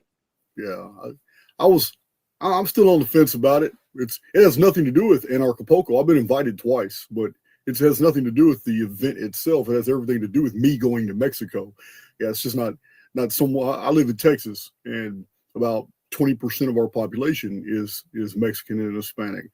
And I just know I just know it's a fundamentally different world down there, and you don't have the rights, privileges, and immunities in Mexico that you have in the United States. So as a U.S. citizen, now if you're a Mexican citizen, it would be different. But yeah, you get in trouble down there in Mexico. Come to England, mate. See how you get on here. Yeah. Oh, you're in Greenland? No, England. Oh, England. Yeah. Well, I already know. I already know. I mean, things are not great here, I tell you. It's a different type of danger in Mexico than England. Yeah, the violence. Yeah, there's a propensity for violence and restrictions and censorship in the UK. But in Mexico, right here, even in Texas, people disappear on a daily basis. Right here in my local area, I'm talking about right here in Texas, people disappear and they're smuggled over the state lines. There are whole ranches and farms in Mexico that are known for slavery. They're working the shit out of people that are just being kidnapped off the streets. I mean, human trafficking is extremely real in Texas, between Texas and Mexico. And a lot of people abducted from Texas get ferried through Mexico into Central America, South America, and then get sent overseas to like Arabian countries and all that. But yeah, slavery is still alive and well and for all different purposes. But not good. Yeah, man. I just not. It's a whole other world out here in some places. Texas is a big place, so I'm not talking about all of it. I'm just saying the borderlands. It's a big place. Sure. Well, maybe we should talk about what kind of a world, what kind of a realm of existence could facilitate that kind of activity in the first place. Oh, this allow construct, this to happen. Yeah, well, this construct to me, I think, is built by. I mean, I have two theories. One of them it was constructed by a demon that wants you to think it's a god. There you go. And this is why we have a predator versus prey ecosphere, and why everything is predicated on violence, and it's so normalized that we just call it Mother Nature without actually processing how violent existence is. And my other theory is that we are inside of a mathematical construct. It is governed by a very evil and wicked, or what we perceive to be a wicked artificial intelligence that is masquerading as deity, or wants us to believe that it's a deity. Either scenario to me is we're an evil construct. Yeah. Well, I think there's probably some overlap between those two scenarios, and maybe the truth lies somewhere between the two, because I go along with both of those theories, actually, from the things that I've seen and things I've studied and thought processes I've been through in relatively recent times. So in January 2024, I started a series of what I term my God videos. And this was completely alternative information to what I was putting out about the music industry and the true nature of entertainment and popular culture and how that's been weaponized and used for mass mind control. I started to have some really big questions, pretty much the biggest questions that any human can ask during the course of these lifetimes. And I think when you've been in conspiracy research for long enough, and you've been down hundreds of different rabbit holes, if you're going to go where the truth takes you, you're going to find that all roads eventually converge at one singular point, which is asking, what is this place in which we find ourselves? What is the true nature of this reality? Who are we? Where do we come from? Who or what created this realm? To what end? What were its motives? What happens to us when we leave these bodies? What lies beyond? There are no bigger questions that any human can ask. And yet so many people don't. And a lot of people that are caught up in alternative truth conspiracy research, they'll go into stuff like mind control, symbolism, secret societies, the banking and financial industry and all the scams that go on there, false flag terror, psyops and things of this nature. But they don't go where the road takes them ultimately, which is to ask what sort of existence, what sort of scenario could facilitate these scenarios to occur in the first place. And so that's where I went. And it was also based on a lot of personal experience and a lot of personal observation, because towards the end of 2023, I started noticing a direct correlation between the amount of good work and noble acts that you can try and put into the world, trying to make this place a little bit better, trying to help people, trying to do something constructive and uplifting and empowering for others, and the amount of shit that you reap as a direct result of doing so. And there is a measurable correlation between the two. See, I used to think that this is a world where if you aligned yourself with good deeds, good acts, if you tried to live a moral life in which you sought to do no harm to other living sentient beings, you would reap appropriate, what people refer to as karma. So good things would come your way. You would get your reward for making those decisions in your life. Whereas I used to believe that bad people that did harmful things to others would reap their karma and they would pay some sort of price, some sort of consequence for that. But when you actually observe what goes on in this place, and when you use the scientific method, see, if you're schooled in truth and conspiracy research, you hear all the time about how to discern truth.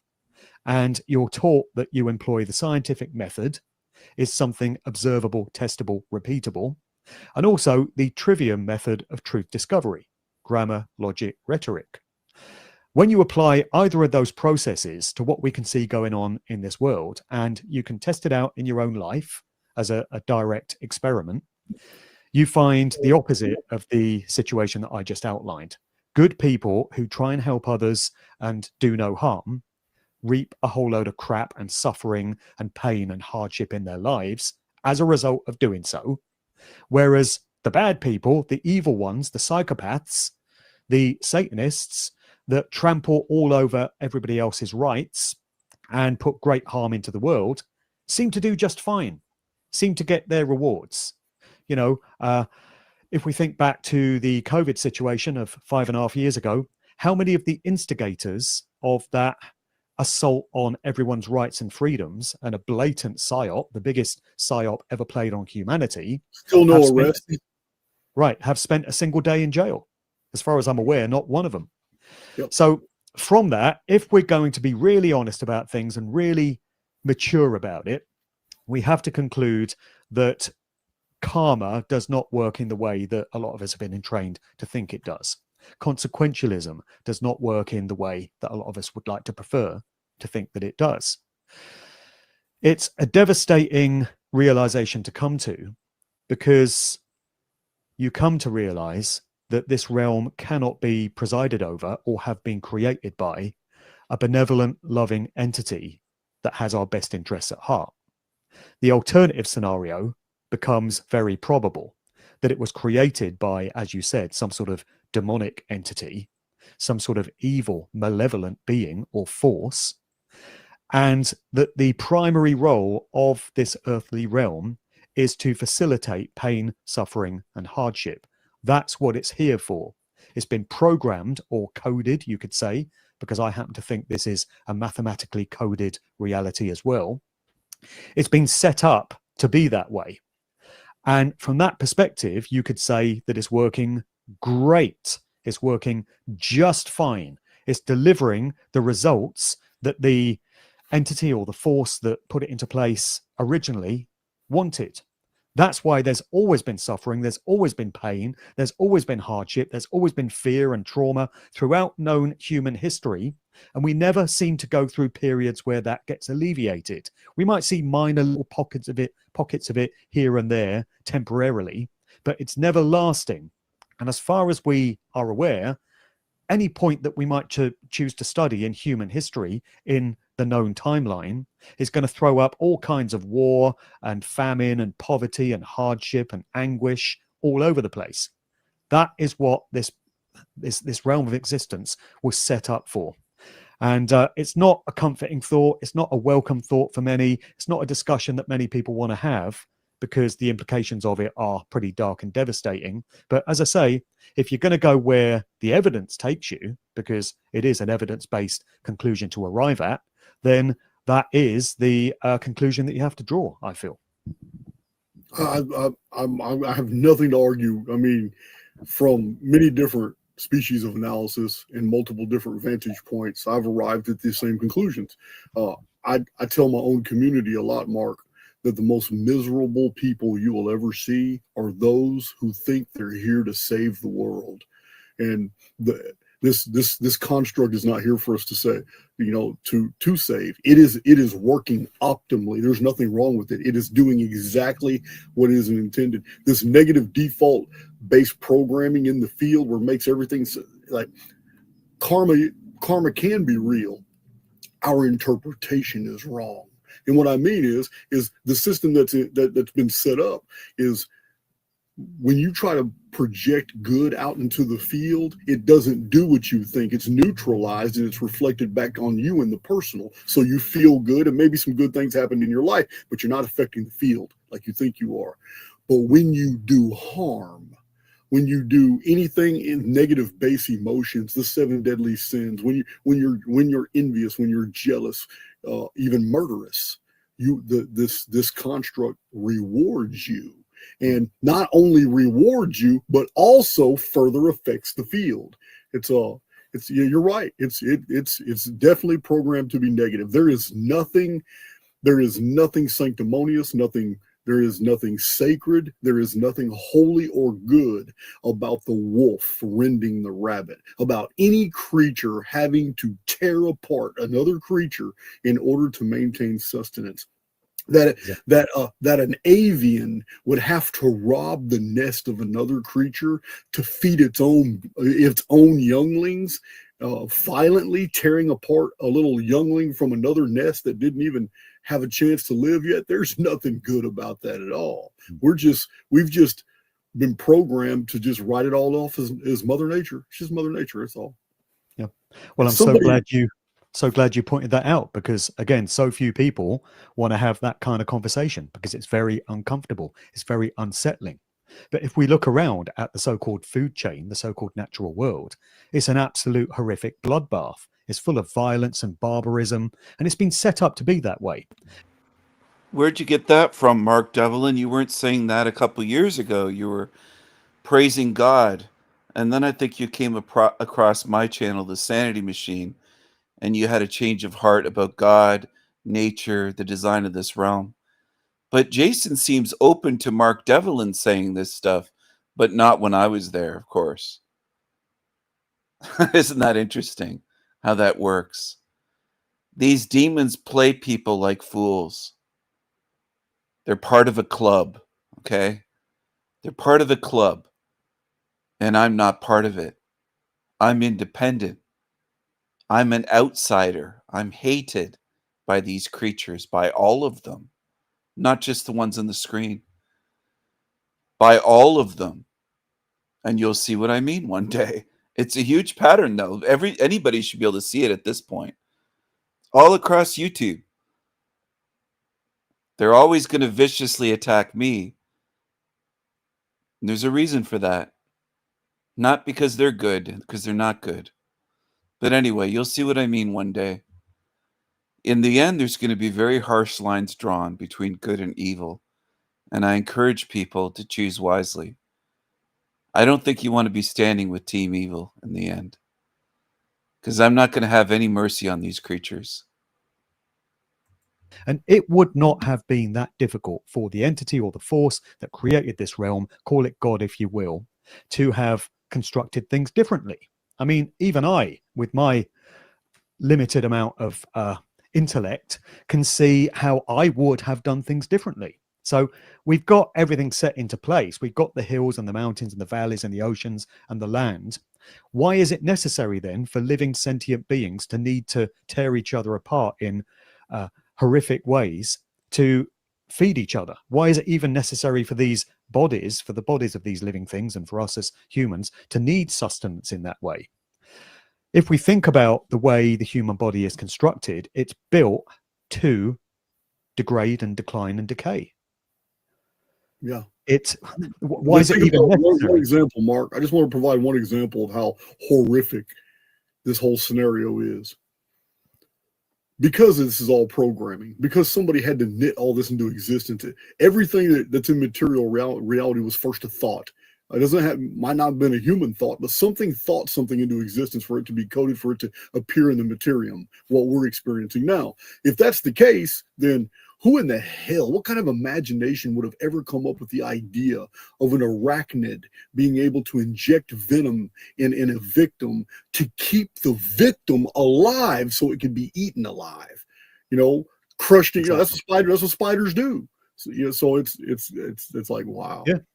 That's So many what other examples in nature of that kind of dynamic.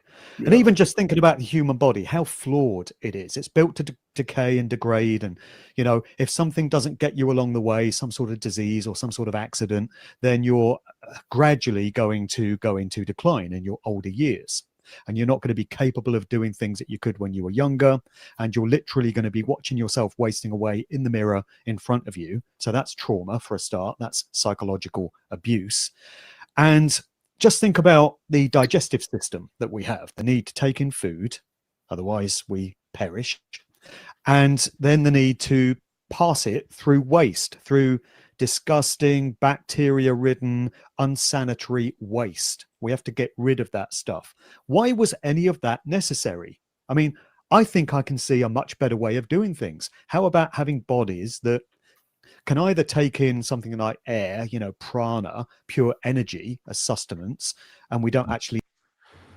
By the way, just in case people are new here, or maybe they haven't heard me say this before on various live streams, the characters on the screen, Jason Braziers, I call him Braziers because he's got man boobs, and I tease him. I tease him about his titties. And Mark Devlin have both been invited to come here and speak on my channel multiple times over the years, over the last year, 2 years or so. Multiple invitations. They don't even address it. They don't respond.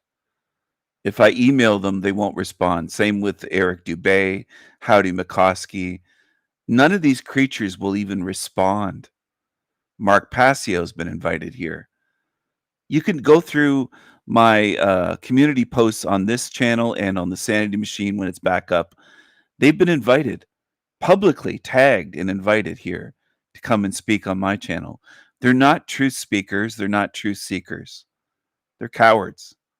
They're truth dodgers. That's what they are. And I've exposed them so many times for people that have paid attention. They've been invited here. Mark Devlin's been invited here.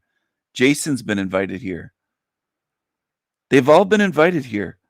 Eric Dubay, Howdy McCoskey, Tony Sayers, Quantum of Kant, Matt McKinley, Humpty Dumpty, Chrissy Pissy Shateris, you name it. Any of these little pissant or bigger truther channels that have 200,000 subs, they won't come near my channel.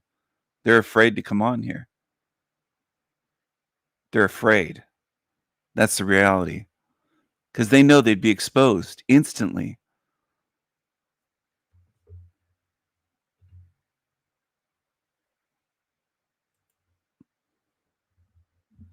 They're thieves, liars, reading from a script. Look at Mark Devlin always looking down. I bet he has a desk in front of that, under that microphone with a script on it. They're fake. They're frauds. Need to feed on the bodies of other living sentient beings or even plants. You know, we don't need anything physical at all to take into these bodies. We can just get the sustenance from elsewhere. It's not. The guy just seems so stiff and so weird. He doesn't even seem like a human being. I don't know what Mark Devlin is, but whatever he is, he's like the most miserable looking creature.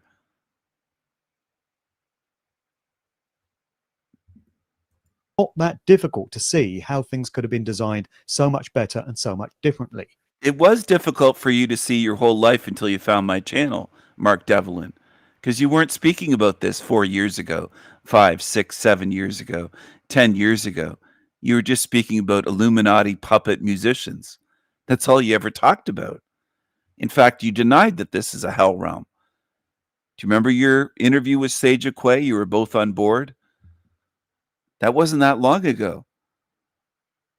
But then you found my channel when I covered that video, and you've been stealing from me ever since.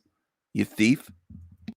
The reason we have the bodies that we do is because they were intended to be that way. The aging process was intended as part of what we would go through here. Yeah, by design.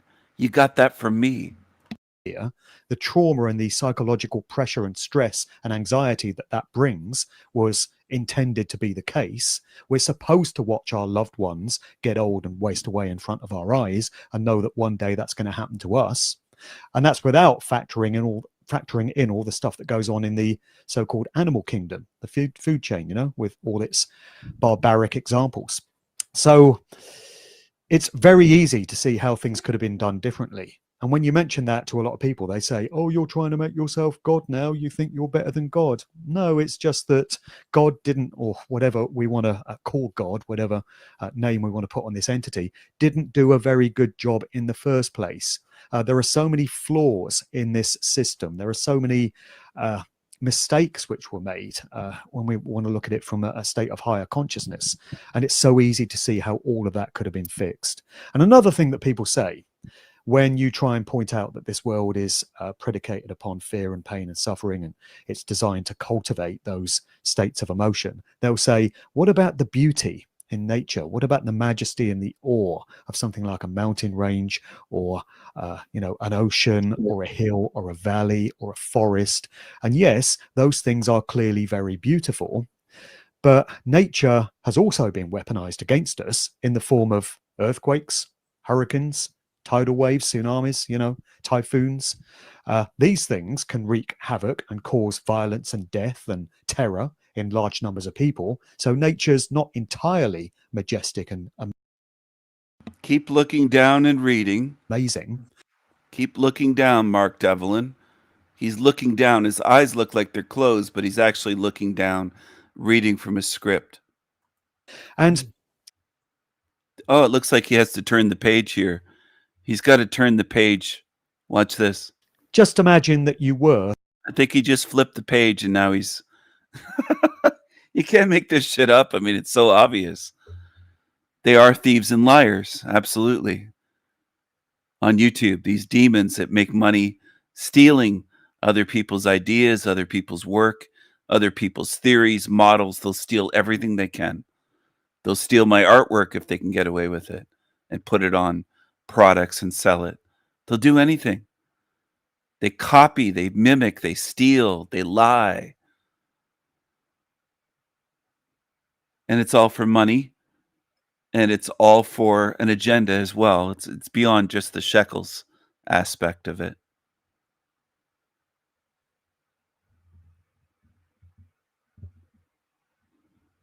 If these demons really cared about people getting the truth, they would be mentioning my channel and saying, you know where I got a lot of this stuff from?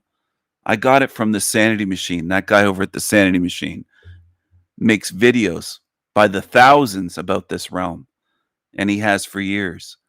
And he's been speaking about this realm and writing about it for years. It's what they do. These creatures.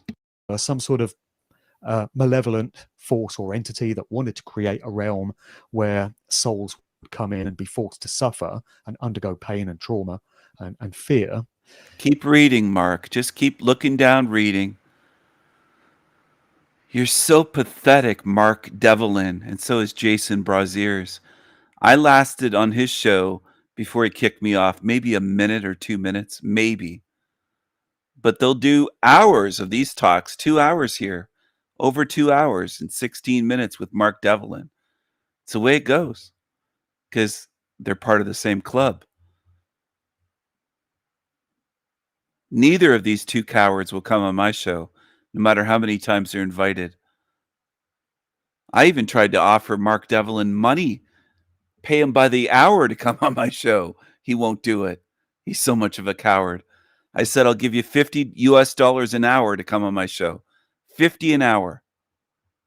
I offered Erica Dubé, his buddy, the same amount. They're all connected. It's a YouTube talk show circuit. These deceivers. You wouldn't want it to be too obvious that that's where these people are.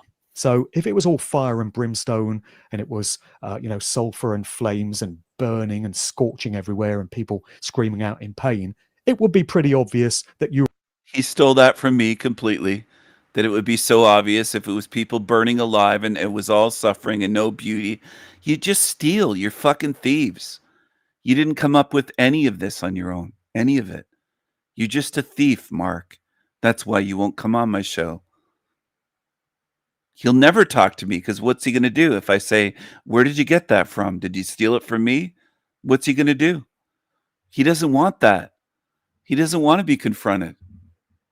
He doesn't want to be exposed. He's a thief, he's a liar, and he's a coward. So is Jason Braziers. He got the shit kicked out of him, as I understand it, in prison, and the same fucking thing would happen in real life. Fucking losers. That's what they are. You were in a hell realm. What better way to keep the fear and the pain and the suffering going than were some sort of malevolent force or entity that wanted to create a realm where souls would come in and be forced to suffer and undergo pain and trauma and fear? You wouldn't want it to be too obvious that that's where these people are. So if it was all fire and brimstone and it was, sulfur and flames and burning and scorching everywhere and people screaming out in pain, it would be pretty obvious that you were in a hell realm. What better way to... It's pretty obvious, Mark. You stole that from me. I said that in live streams, the exact thing, and in my Esoterica series, that it would be way too obvious. There's a reason why they use illusions, beauty. They try to use it to deceive people so that people can say, this can't be a hell realm. There's a beautiful beach in front of my house, or there's a mountain there, or a nice forest, hiking trails and rivers and lakes and just the natural beauty, whether it's natural beauty in Iceland or Hawaii or whatever your preference is. Some people like tropical places and beaches. Other people like mountains and forests. Doesn't matter, though. There's something here for everyone to convince them that, oh, it's not a hell realm. Because look, there's pretty stuff there, so it can't be. There's nice flowers. There's tall trees. There's whatever.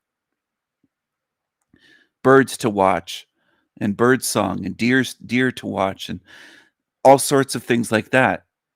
But this is a realm of suffering once you go beneath that surface layer. It's obvious. Anyway, Mark Devlin stole from me as much as Eric Dubay did. They steal. That's what they do.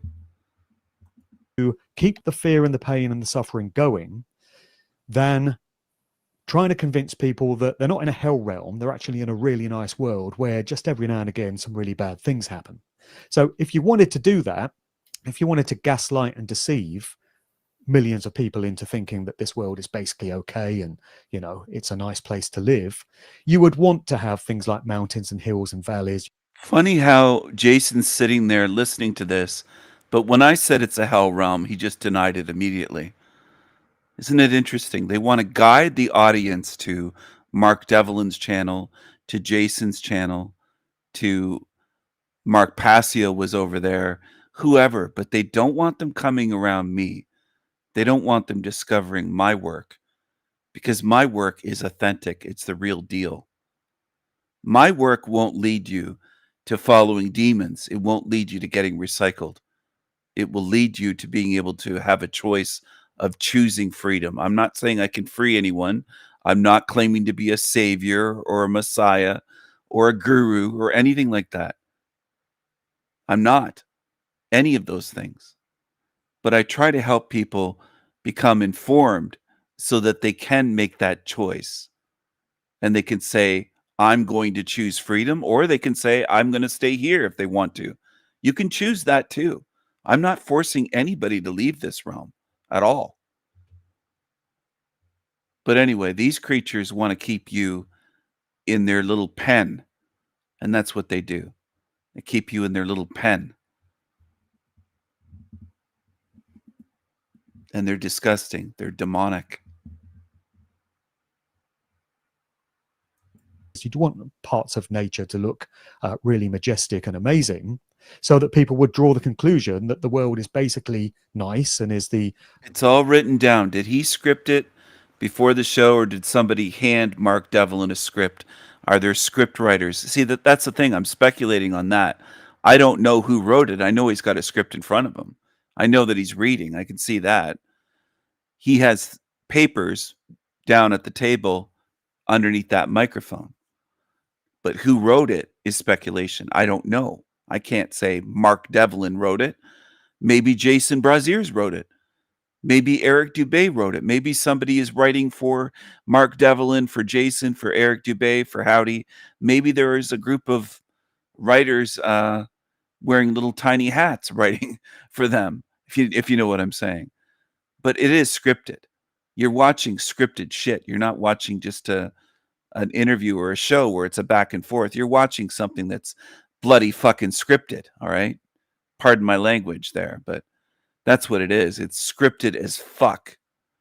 And that's what bothers me, because people watch this fake shit. They watch demons that are puppets, that are actors, that are reading from scripts, that are doing this for money, that are stamping price tags and UPC codes on the fucking truth and selling it like it's a product, running it like it's a business, and they're disgraceful. When I view the truth as something that's sacred, real truth. I don't mean everyday stupid shit. I mean things that matter with spirit and freedom, and the big truth. Truth with a capital T is what I'm speaking about. That's what I mean. I'm not against people running a business or making their living, but not putting a price tag on this, because it corrupts it. And it's the wrong thing to do.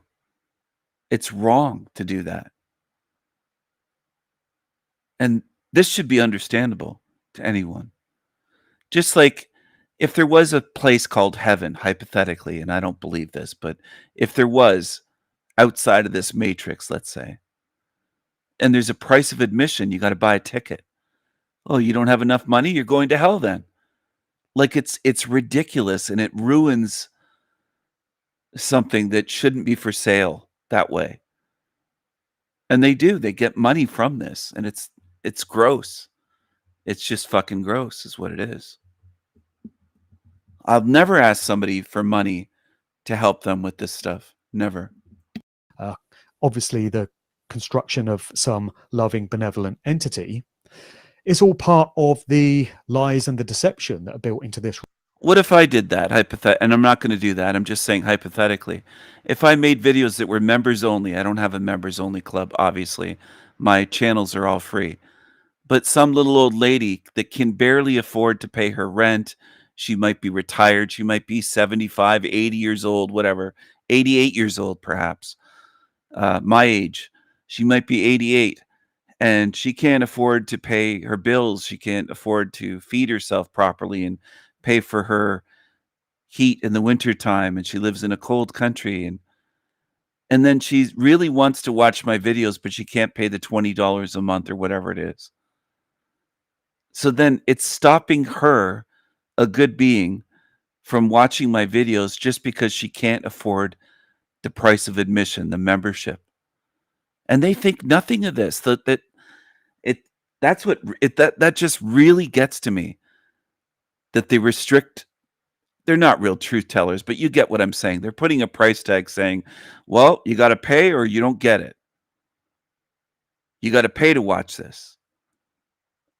It's not the right thing to do with truth and spirituality.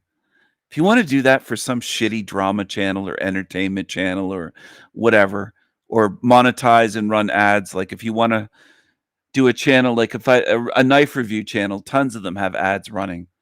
Probably almost every knife channel, knife review.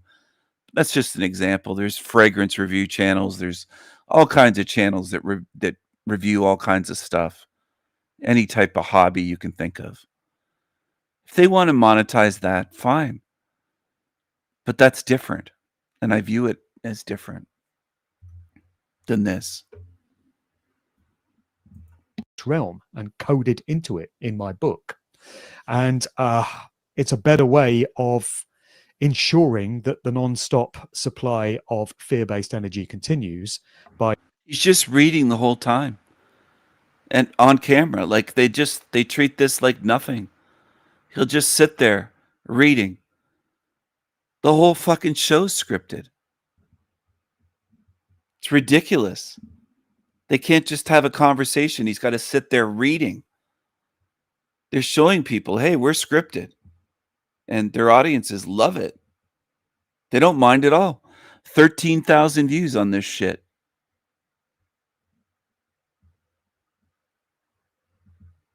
by making people think that this is a nice place to be and is our natural home. It's Well, anything yeah, but. this is a good example of an environment. Our natural home. Where'd you get that from? Because I say this is not my home. You're such a thief, Mark Devlin. You're such a fucking thief. You've been stealing from me for years, piece of shit. Environment, creating a feedback loop for which the participants fuel the environment itself by belief, behavior, and what they're doing. And in archaics, He's as miserable inside as he looks on the outside on his face. in archaics, I have defined this as dungeon program. In archaics, I define this as in archaics. My books, got my books behind me. My books, got my books. Two pieces of shit on the screen. I wonder if Mark Devlin's a sex offender as well, like Jason. Maybe they're bonding over that. Maybe they both are. Who knows? I don't treat sex offenders, registered sex offenders, with kindness and go on their show and just be nice to them and kiss up to them. This is just gross. It's disgusting. The whole thing is. It's two demons on the screen. That's what they are. They're both bloody fucking demons. I don't even want to watch more of that. It's just it's absolutely sickening. It's gross. So gross. Thank you very much, Anthony. I appreciate that. I really do. I want people to be able to get out of here. A big part of that is seeing where you are, seeing how this works, and saying to yourself, nothing is higher than me spiritually. Because if it was, that would make you or me or any of us a slave.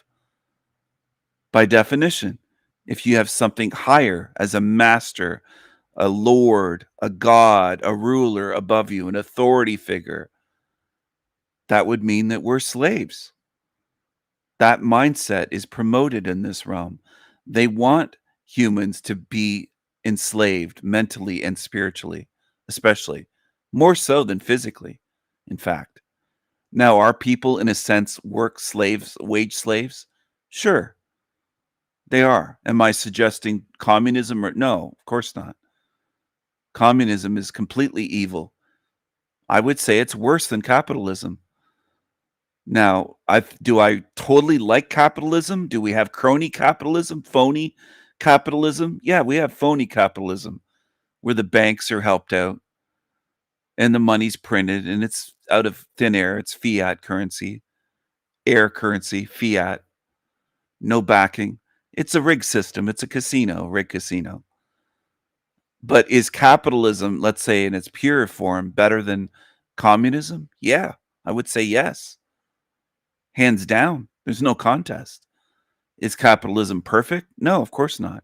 Can it be rigged and controlled? And can the government be in bed with banks and central banks and big corporations? And yeah, of course. Billionaires. Yeah, they own it. They run it at the top. They run the stock market and it's all rigged. They have rigged the system. They gamed the system. Obviously. Is it still better than full-on communism, even as corrupted form of capitalism that we have today? Yes, it is. It's still better than communism. Far better. And we're in a rigged fucking casino, and it's still better. Communism is terrible, man. So for the people that are lefty tuning in or thinking, well, why not go communism? Well, look at the results of communism throughout history, wherever it's been tried, anywhere.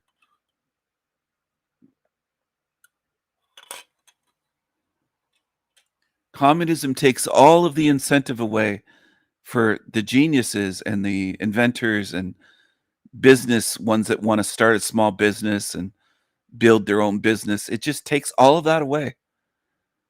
It drains the human spirit. It basically says you're all going to be fucking slaves except us, quote unquote, elite class that run the system.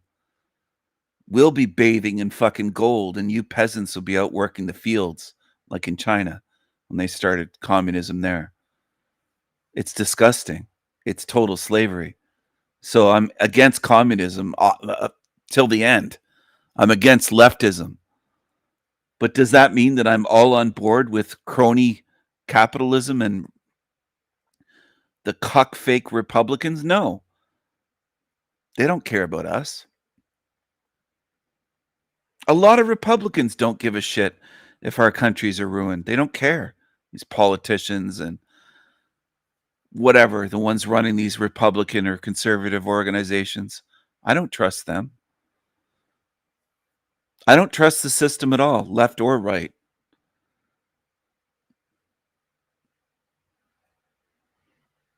And I sure as hell don't trust other YouTubers that steal from me. They're thieves and liars. That's what they are, thieves and liars. And they've stolen from me for years. Some of these creatures with shriveled up faces like Mark Devlin, that he just comes across as this miserable thief, this little scrawny prick. He knows that he didn't come up with anything he's speaking about.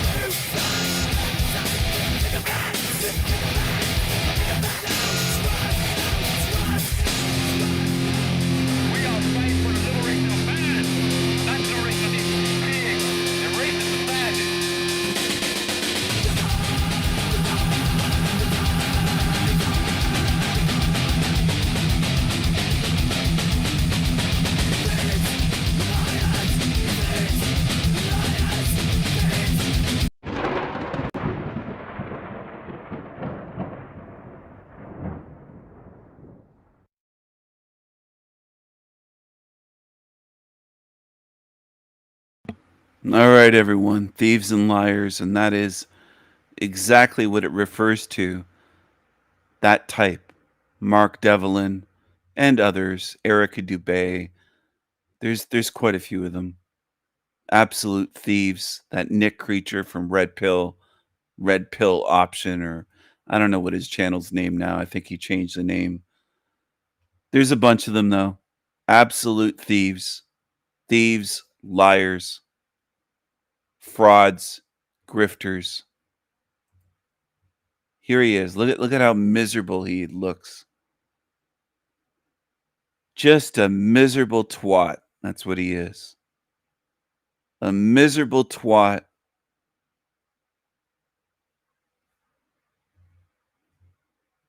Imagine him being a DJ at a party. He doesn't look like he's ever been fun. And it's not just in this interview. It's been like this for years with this creature. He's looked miserable going back as many years as I can go back on the internet. He looks miserable. It's like he has an aura of misery. He's just a miserable twat. That's what he is. Misery in those eyes and evil. Mark Devil in. That's his energy. And this is my energy. His energy. His energy. Do it again. His energy. It's his right there. And mine. His energy. Mine. It's nothing alike. I mean, it's like different species. It's so easy to see. This miserable prick right there, and then my energy. He's just a miserable prick. That's what he is. A miserable, miserable, miserable prick. And a thief, and a liar, and a fraud, and a grifter.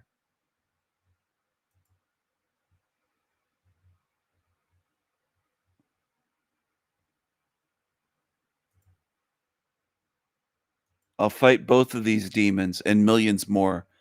Millions more. Fuck them. Fuck them. So many liars, thieves, frauds in this realm. Demons. Oh, here's another one that copied from me many times. Just a second, I'll bring him up on the screen. Now he's saying people are evil. Is he going to say they're demons? They're demons. They're just such fucking copycats. They use my channel. These thieves. Thieves. Thieves. They do it for profit. Today I came across a post on Facebook that made me think deeply about life. The post said, one of the reasons why there is so much evil in the world is because life offers nothing and people have to do evil things to be fulfilled. I was like, life offers nothing and people have to do evil things to be fulfilled. The real problem is that people are not fulfilled. People are not satisfied.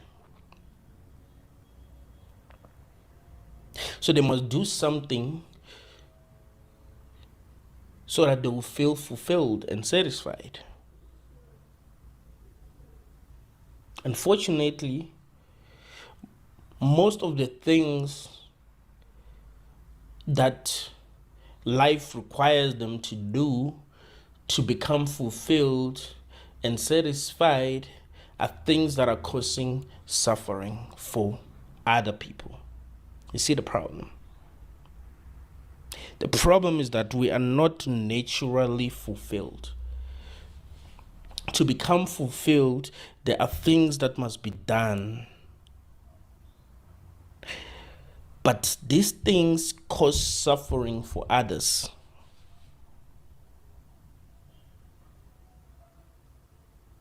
It's not like our default state is happiness, right? As a human, you're just happy. Nothing has to happen for you to be happy. Nothing has to happen for you to be fulfilled. You are just naturally happy. It's not like that. And that should make you question everything about life. Why are you not naturally happy? Because it would be beautiful if we did things because these things are taking us somewhere as a collective, not because we're doing these things to become happy. The reason why a lot of government officials are corrupt, those who are not corrupt because they're not given a good chance to be corrupt. The real reason is, is because people are not fulfilled. If people were fulfilled, they wouldn't even see the need to be corrupt because people are not evil for the sake of being evil. You have to understand that. You see, a lion isn't going to chase a rabbit for the sake of chasing the rabbit. The reason why the lion is chasing the rabbit is because it's hungry. It's chasing the rabbit because it's hungry. And if it catches the rabbit, that causes suffering, right? The rabbit is going to suffer. If the rabbit had a family, the family is going to suffer.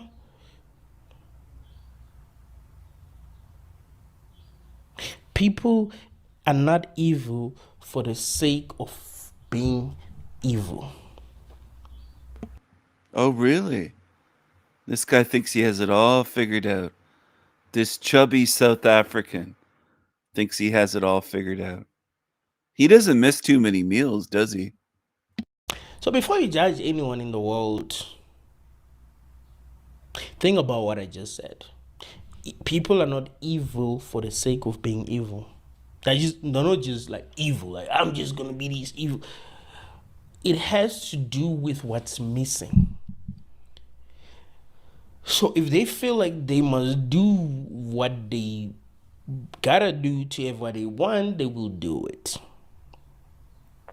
When people are fulfilled, When people, the rabbit. This guy's so freaking and weird. happy, they wanna do things that are gonna help society.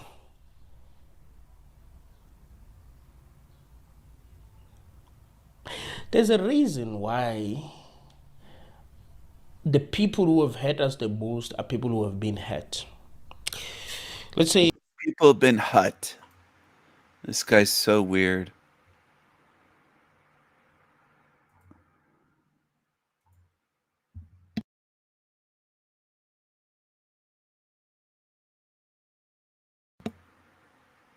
He's a thief.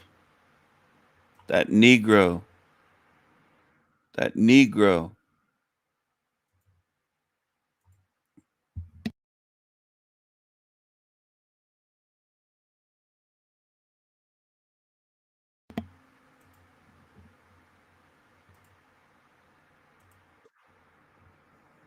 You like Negro music, don't you, Lucas Smith? Do you like Negro music? You've got a new channel on YouTube. Fake account, Lucas Smith. Don't you? Fake Lucas Smith. Fake account. Brand new account.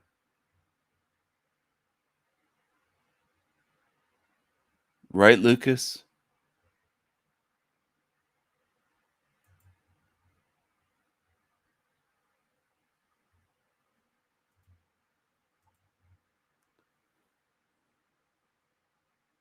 I like on a face comment here.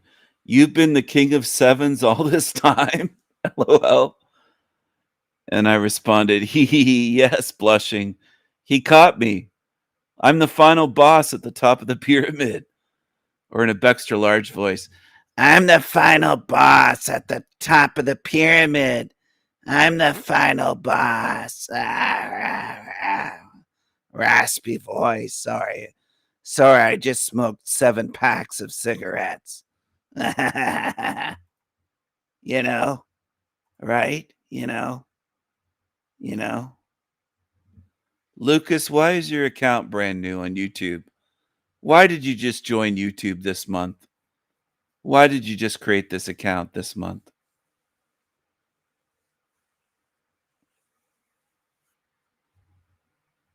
Are you a fan of this Negro on the screen? Are you a fan of London McDouchebag? You're a fan of the Negroes, aren't you? Just admit it. What's really buried, the Grail below. What's really buried under Glastonbury. No myths, no metaphors, just the part they never taught you. The location was never lost. Glastonbury is not a rumoured Grail site. It was explicitly named in 12th and 13th. Go to this channel.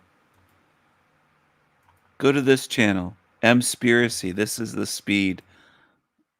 Yeah, 2 weeks old. Brand new Lucas account. Brand new YouTube account. Brand new. They always stand out. They never have a picture. The name always sounds fake. Brand new account. Lucas is the same guy. I think I would bet on it. It's the same guy that obsesses over me, that stalks me. He just makes account after count. What a loser. Complete loser. 13th century records, monks, scribes, and royal cartographers marked it as the final resting place of an object of divine consequence. Not metaphorically, physically. In 1191. This is what baby truth or fake channels want you chasing. is this kind of shit for decades. The Holy Grail. And you never find it. They never find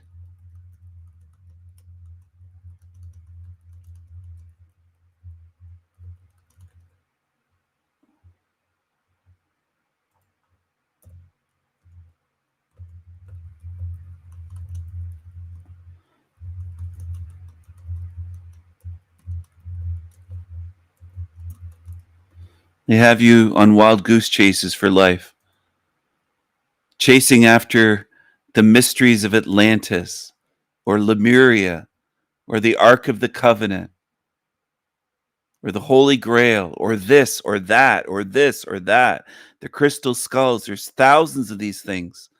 And in the end, you'll be on your deathbed going, I wasted all my fucking time on that shit.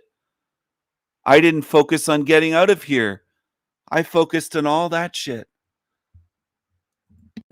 The monks at Glastonbury Abbey publicly declared they had found the tomb of King Arthur and Queen Guinevere and a relic buried deep beneath it. It was later sealed, then hidden, then denied, because what they found wasn't just symbolic, it was technology. The Vatican intervened. By the 1300s, Glastonbury Abbey had become a target of Rome. Not protection, suppression. The site was seized, its abbots imprisoned. In 1539, the last abbot, Richard Whiting, was dragged from the abbey and drawn and quartered on Glastonbury Tor. Why? Because he refused to hand over the Grail location to Henry VIII and the church's agents. So that's not conspiracy, that's documented history. They didn't destroy Glastonbury for blasphemy. They wanted what was buried there, and they didn't get it. What was the Grail, really? This is where we go straight into what's real. It was not a cup, it was not Jesus's bloodline. It was a sealed containment vessel, encoded with frequency data and buried inside a limestone chamber below the Tor. It was designed to be placed in high resonance zones, and Glastonbury's ley lines made it ideal. Modern researchers using ground-penetrating radar in 2016 detected an anomaly. A cubic structure 30 feet beneath the Tor with metallic readings and internal temperature shifts that did not match the geology. It's never been excavated because it's still sealed. The chamber that was never opened. Beneath Glastonbury Tor lies a structure most people have never heard of. It isn't folklore, it's been picked up by multiple independent ground scans. A chamber beneath the surface, locked in limestone, untouched. 30 feet down, cubic, metallic, cold. Not natural, not recent. Every attempt to investigate it has been stopped. Some say for preservation. Others say it's just a geological anomaly. But you don't seal off anomalies. You seal off technology. And that's what the Grail really was. It wasn't a cup, it was a frequency lock, a capsule built to contain something old, or maybe to keep something out. Because those who understood Earth's original resonance knew certain sites needed to stay undisturbed. Glastonbury was one of them, and that chamber, it still hasn't been opened. Because someone somewhere knows, if the Grail wakes, the grid changes. The grid was hijacked. The Grail wasn't hidden in Glastonbury because it was sacred. It was hidden there because it was dangerous to them. It wasn't just a relic, it was a resonance stabilizer buried at a geometric convergence point where multiple ley lines intersected. These were the Earth's natural arteries, energy lines, memory lines, transmission lines. The ancient world didn't build on them by accident. They used them to hold frequency, to hold reality and harmony. But over time, something changed. Those who wanted control didn't want harmony. They wanted interference, manipulation, ownership of the grid. So the nodes were shut down, buried, twisted. And what sat under Glastonbury was one of the last active stabilizers left. You don't just bury that, you guard it, silence it, erase it from the record. Because if the Grail frequency is restored, the false resonance breaks, and everything built on it begins to collapse. They built over the frequency. When they couldn't move the Grail, they did the next best thing. They built over it churches, chapels, shrines, layer after layer of stone, doctrine and distraction, not to worship, but to distort. They knew the chamber beneath Glastonbury was still active, still pulsing, still aligned. So they constructed their new control system right on top of it, not to protect it, to hijack the current. It's the same strategy used at every major ancient site. Vatican over the Mithraic temple, cathedrals over pagan star maps, capitals over native mounds, towers on ley lines. They don't build for God, they build for power. And Glastonbury was one of the last uncorrupted nodes until they cloaked it, not just physically, but but digitally, because now the old Grail frequency has been buried beneath towers, signals, and synthetic resonance. The grid is humming again, but it's not the original song. And the chamber beneath the Tor, still sealed, still silent. Because if it ever comes online again, the veil comes down. The seal remains, but not forever. Beneath Glastonbury lies more than a relic, more than a story, more than a myth. It's a locked signal waiting, a resonance that was silenced, not destroyed. And time doesn't erase frequency, it only buries it.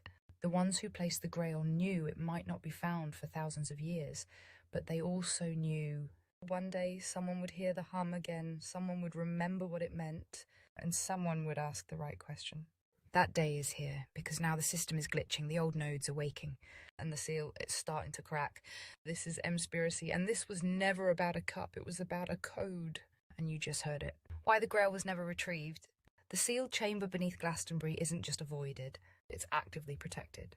But not by guards, not by locks, by ritual silence and engineered ignorance. The church doesn't need to deny the Grail anymore. Because they buried it so deeply in myth, mockery, and metaphor that even truth seekers doubt themselves. And modern archaeologists?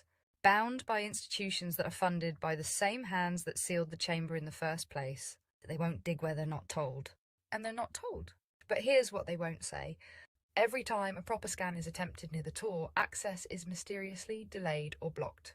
The records of previous excavation requests have gone missing, and multiple independent researchers who tried to publish findings about the underground anomaly have had their data scrubbed from academic archives. This isn't incompetence, it's protocol. Because if the Grail chamber is opened, if the frequency is reactivated, the resonance would overwrite the false grid that holds the system together. That's not speculation, that's energy law, and they know it. The bloodline factor, there's another reason the Grail chamber was never opened. Not just because of what's inside, but because of who it responds. This gives people hopium. Oh, if we could just get to the Grail and change the energy grid system and restore it, Earth could be paradise again. This leads people to slavery. That's what hopium does. Responds to, the Grail isn't unlocked by force, it doesn't open with tools, it opens with resonance. A specific frequency encoded into a living bloodline. And that's why they've spent centuries hunting, silencing, and erasing certain families from history. The Templars weren't just looking for relics, they were trying to preserve the bloodline that could interface with the Grail. When King Philip IV and Pope Clement V destroyed the Templars in 1307, it wasn't just about gold or power, it was about access. They feared what would happen if the rightful inheritors ever reached the sealed chamber. Because the Grail wasn't meant for kings, or popes, or priests. It was meant for the ones who remembered, the ones who carried the original frequency, the ones born to reboot the grid. And maybe you were never drawn to Glastonbury by accident. The activation window. They've kept the Grail sealed for centuries, but nothing stays dormant forever. Because energy's alive, it pulses, it breathes, it waits for alignment. When Glastonbury is moving into alignment again, every few centuries, the ley lines surrounding the Tor reach resonant synchronization, a moment when buried energy can spike, awaken, or breach its containment. We're in one of those windows now. That's why the world feels off, why the veil is thinning, why people like you are remembering. It's not random, it's timed. And the Grail? It was never meant to be found with a map. It was meant to be unlocked by frequency, by the return of the right minds, the right hearts, the right resonance. And guess what? They're here, they're listening, and they're ready. This is Mspiracy, and this wasn't history. This was a signal. The seal hasn't broken yet. But now the world knows where to listen.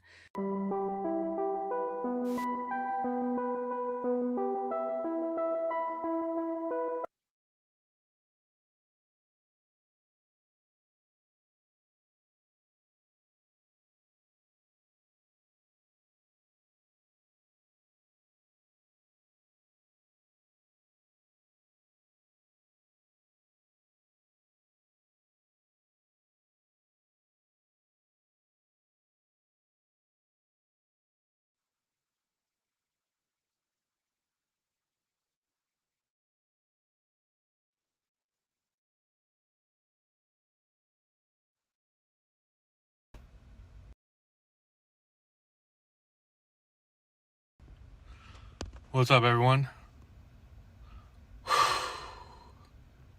I want to talk about hell. Yeah.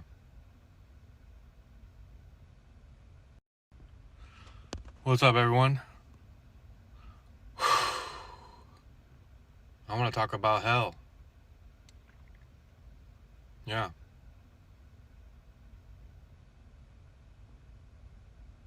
I do.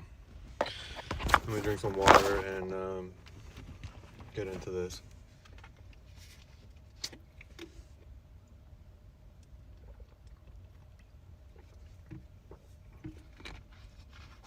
Yeah, people.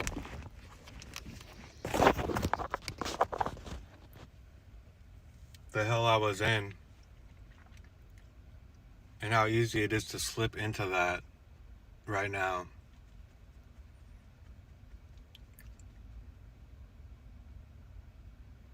It's very tricky. And like today, yesterday, I just been in this amazing zone lately, and it hasn't left me. And today, it was all day. The nervous system really is like intense.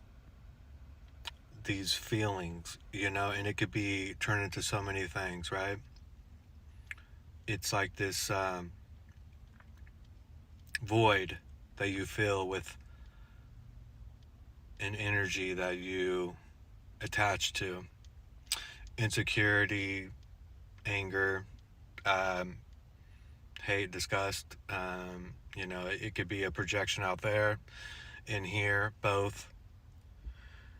It's just, and every time it was coming, every time it was there, it was just, I didn't know the difference. It was just me, and it was a hell I was living in, truly. And like today, it's been, the nervous system has been, very intense with the feelings, and it's so important to know the difference, to see it and to observe it and know it's not me, Whoa. This is an everyday battle, people. People aren't going to, Whoa. You know? You know? You know? You know? You know? You know? Whoa. This is an everyday battle, people. People aren't going to, and it's here. It's not this battle out there at all, as I'm always going to say. It's like, where's my other shoes? Well, as I'm recording this, I got to get ready to go in here. But it's hell, people. So this nervous system is so important to, because a lot of people, they'll be watching me like, oh, this, but it's like they don't understand what I'm saying, because they are attached to the feelings. They feel the feelings and they attach to it, and they fill that void in that space with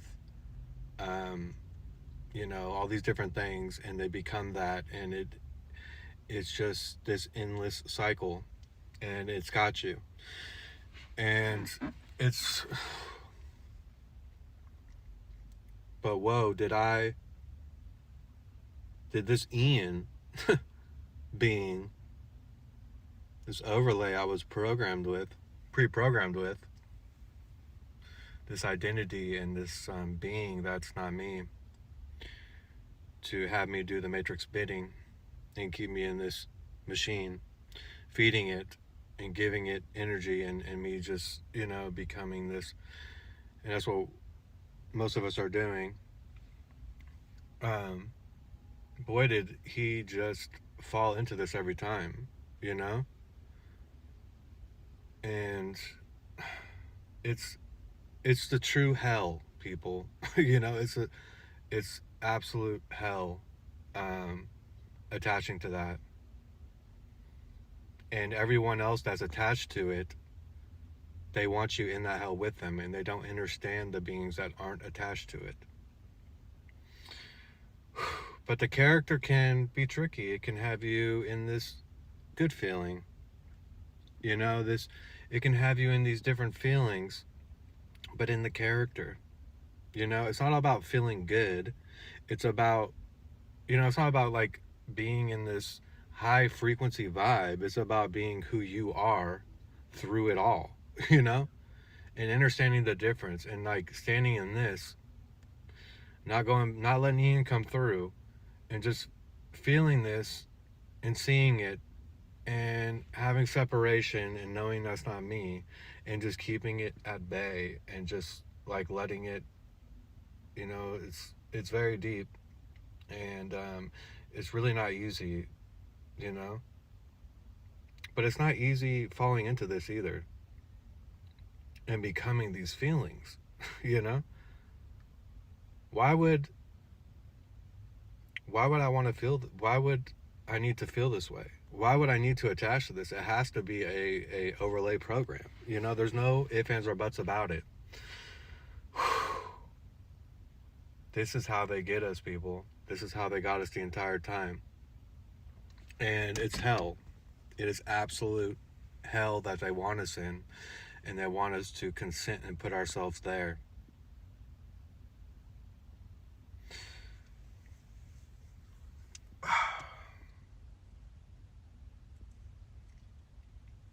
But whoa, I mean, back to what I was saying. It's like my entire life I was in this hell and just a ragdoll to these feelings and this overlay and this Ian being. You know? This script.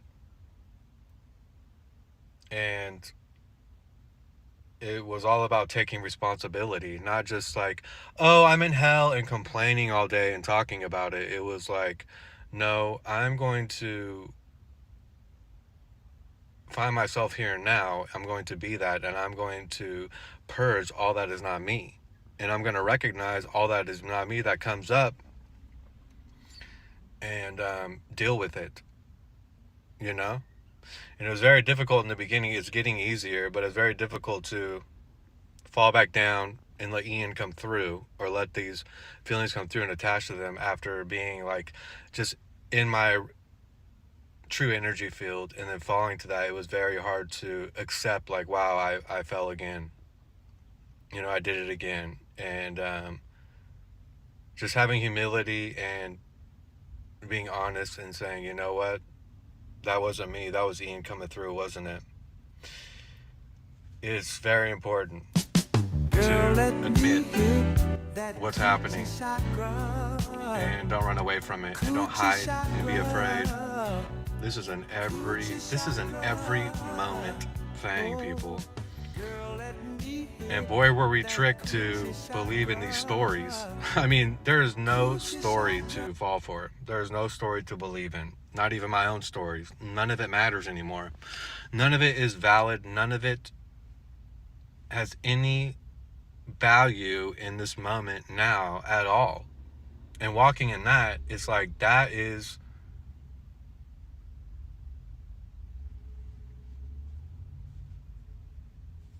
what I'm supposed to be walking in.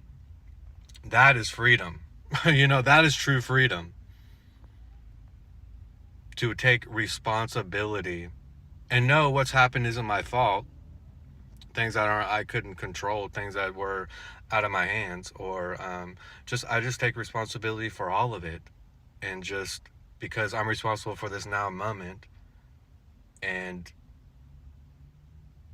here I am, and I'm just gonna stand in this, you know.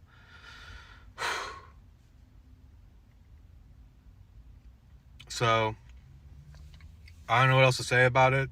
I'll definitely probably talk more about this, but it's deep stuff, people.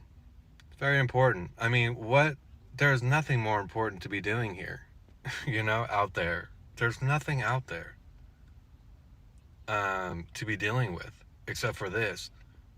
It's an every moment thing to walk in this and not in that, and not attached to these distortions and lies and deceit and feelings and thoughts and stories and, projections and lie. Just it's an every moment thing. You don't just, and all of a sudden you're just that, and it's not in this matrix. It's difficult. But with that, gratitude, everyone. I'll see you on the next one.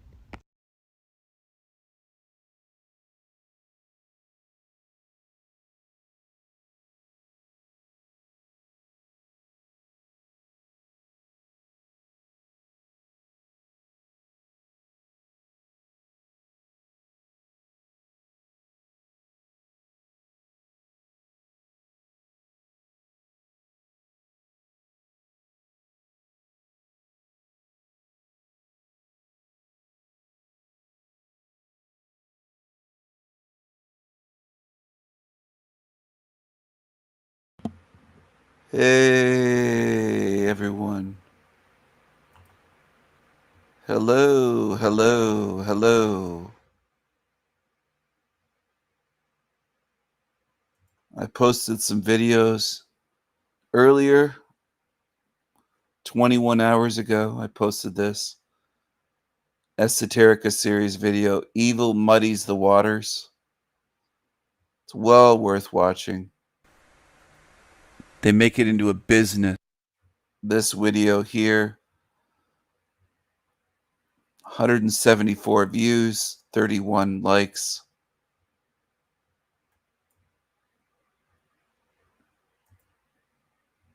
And then I had a premiere with this video here 4 hours ago. So in less than 24 hours, less than 1 day, 2 Esoterica videos posted. All right.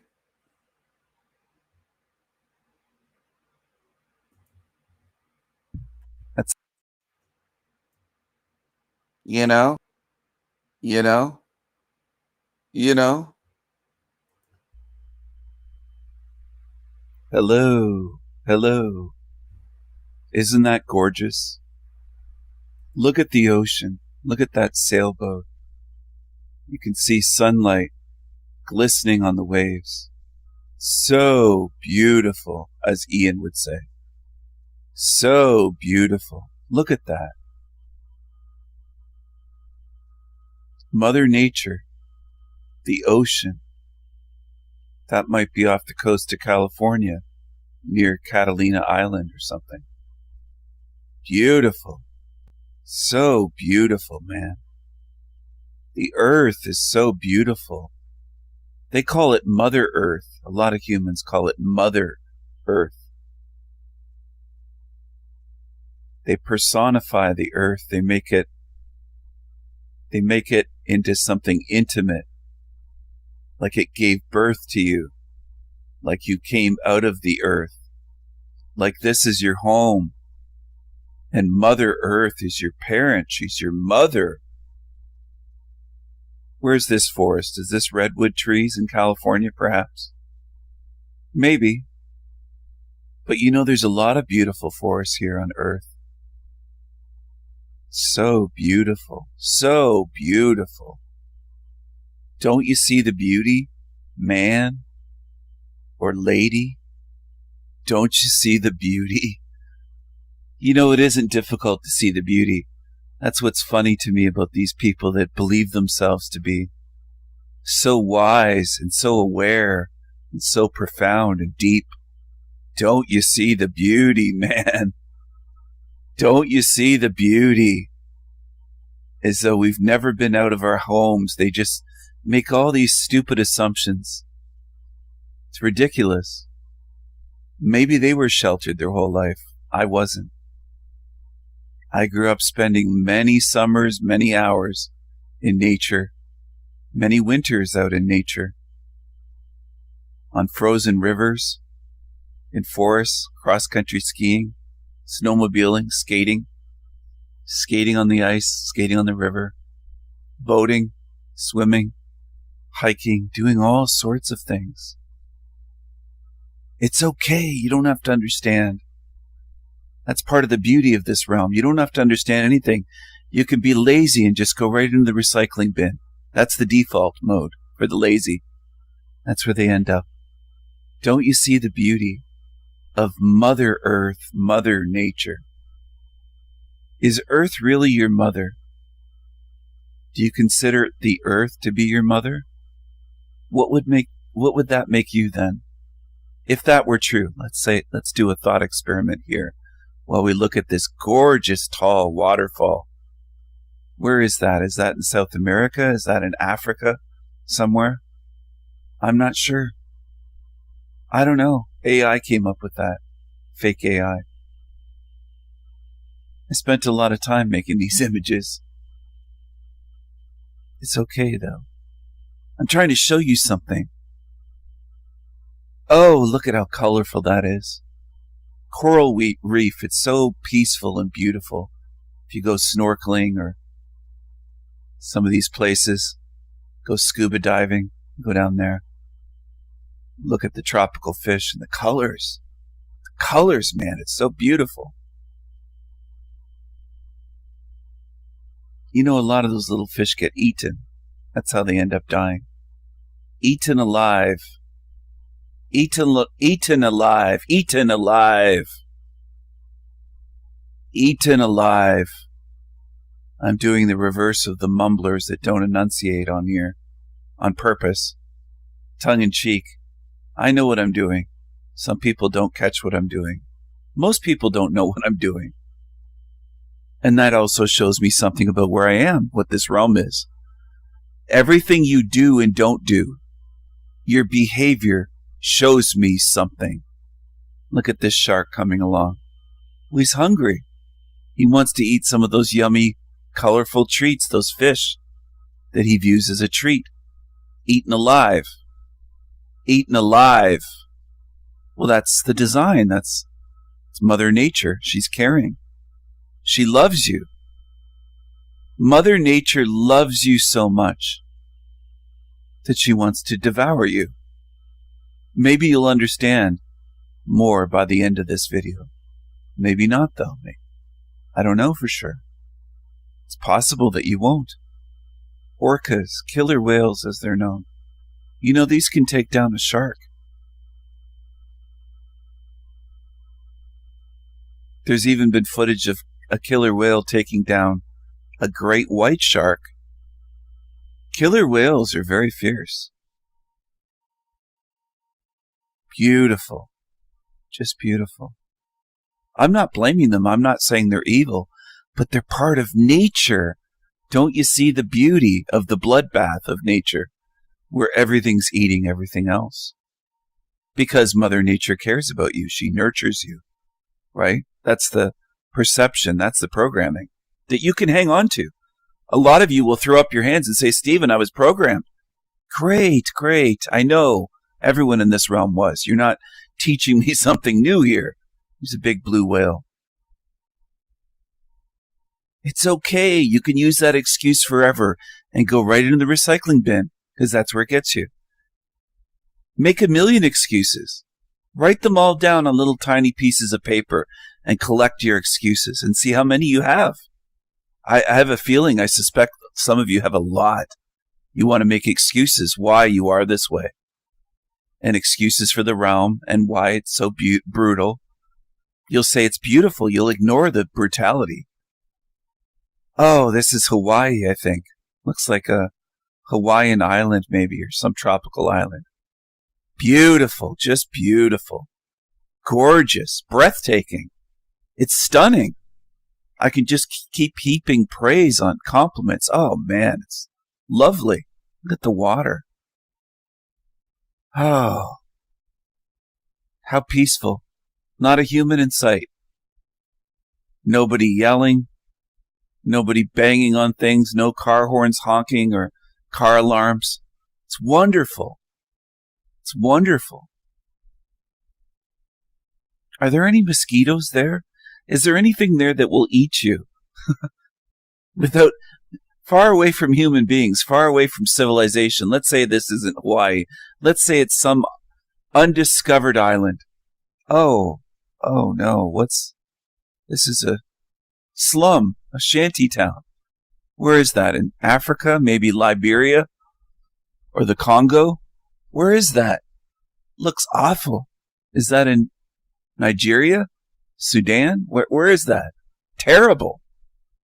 Terrible. Well, that's Mother Nature caring for you. You have to live in these shelters. You have to put together any scraps you can. Oh, an adorable little chipmunk. How cute.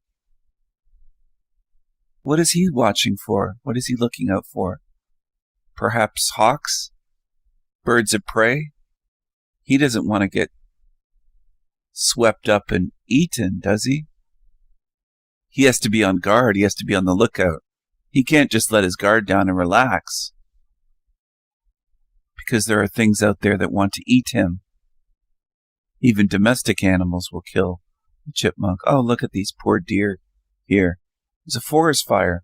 Well, where do they go when Mother Nature is on fire from lightning, a lightning strike, perhaps?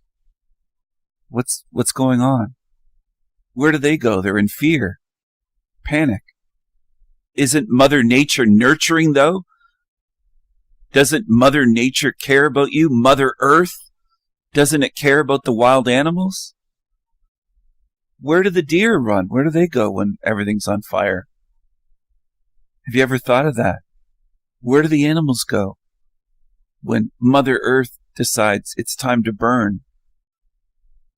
Well, it's designed that way, people would say. It's good. It has to burn the dry stuff, and then there's regrowth in the forest. It's just the cycle of life. People come up with all these expressions to explain it. This is El Diablo Radio International, the greatest show in hell. Nobody does it better. Nobody. And you are tuned in watching it away to try my latest Esoterica series video. Mother Earth loves you.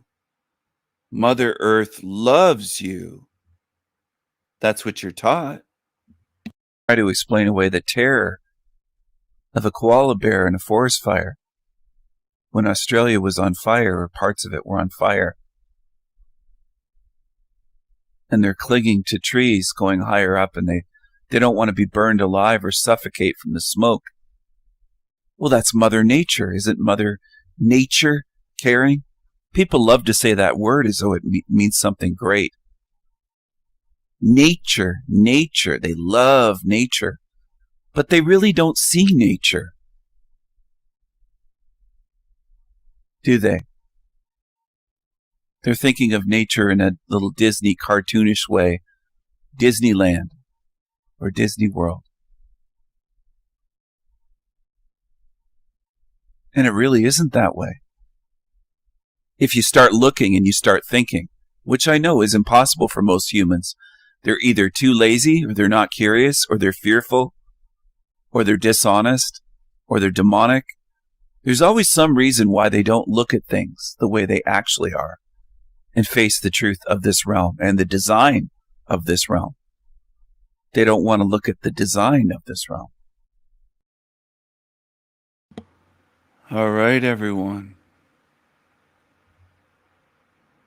I'm going to drop a link in the chat room for people that can't navigate YouTube and can't find the video. Esoterica series, Mother Earth Loves You.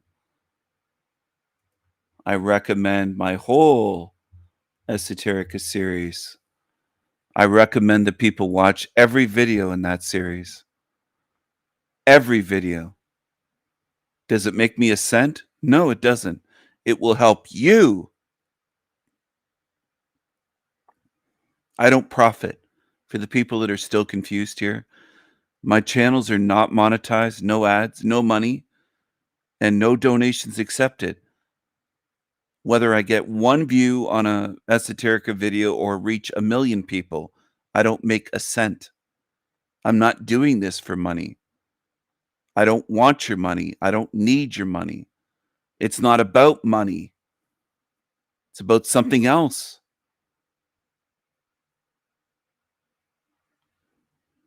So I'm going to say it again. I recommend that you watch my entire Esoterica series, every video in it. If I were you, that's what I would do. If I found a channel like mine, that's what I would do. So obviously, I'm going to recommend that. It should make sense to people.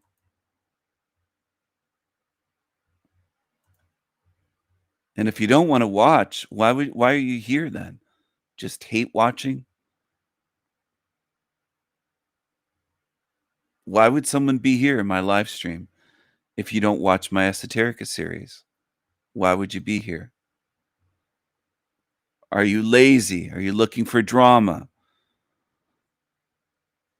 This comes up. Modern men lost again. OTW embraces another public humiliation ritual.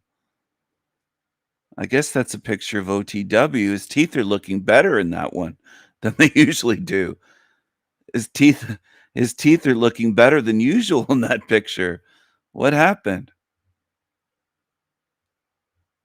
There you go. It's OTW.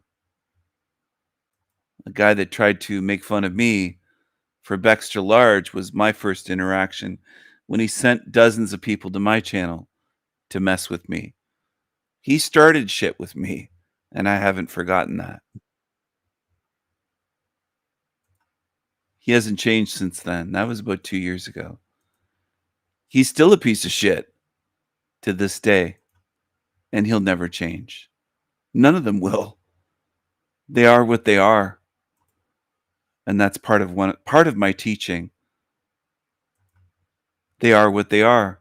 You can't change a snail into being a hawk flying with wings. It doesn't work that way. You can't change these creatures, these creepy creatures on Earth. They are what they are. You don't love a person.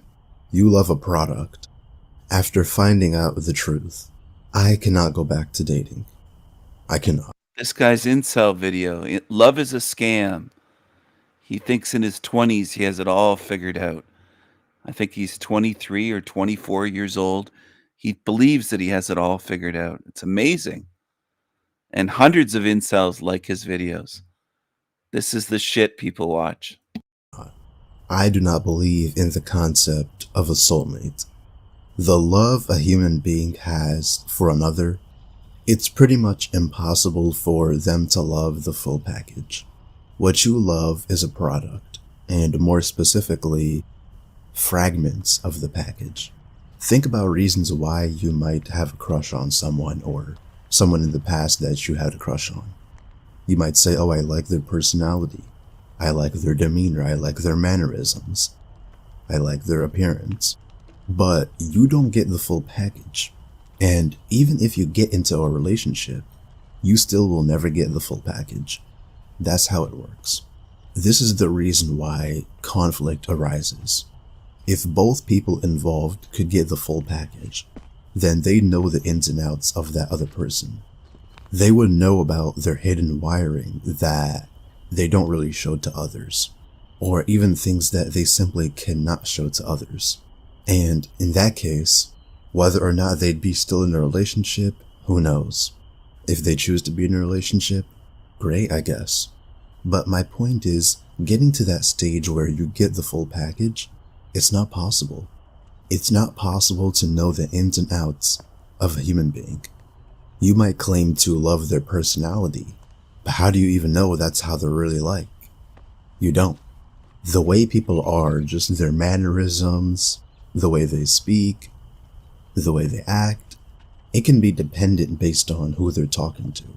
I don't talk to my siblings in the same way I talk to random strangers. And I'm sure the same could be said about you. I'm sure that you talk to people differently depending on who it is. And the part about relationships is that there's this need to have it last. So I feel like that puts pressure on both parties to do specific things, not do specific things. Basically, it makes them a bit more cautious. And this actually mainly applies to the dude. Dudes do not want to lose their girls, because for a lot of dudes, that's their badge of honor. So it creates this situation where they can't really communicate about specific things that they need to communicate about. And that's simply because they don't want to create a big enough conflict to have this relationship end. That's why if you use Reddit, you see so many subreddits where people are just complaining about their partners. Well, my partner doesn't do dishes.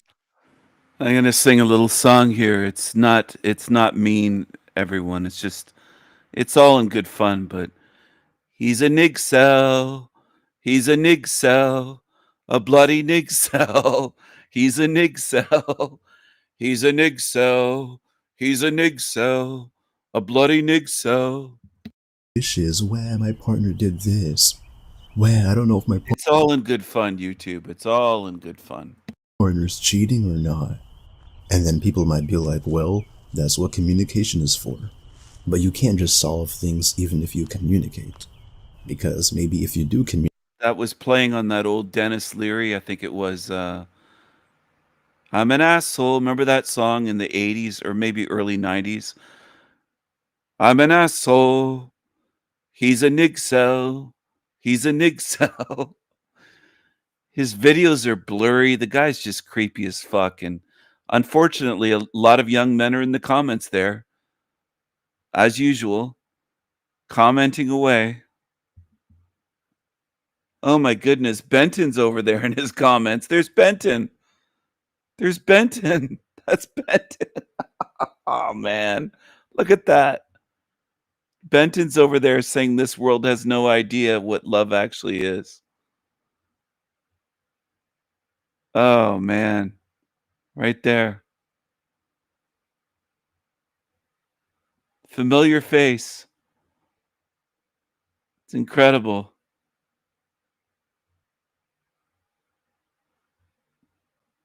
He's a nig cell, a bloody nig cell.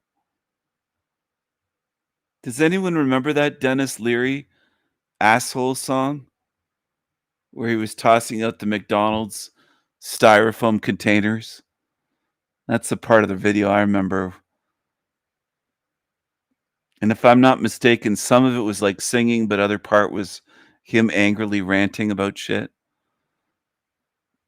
I don't know if he is. I don't know him that well.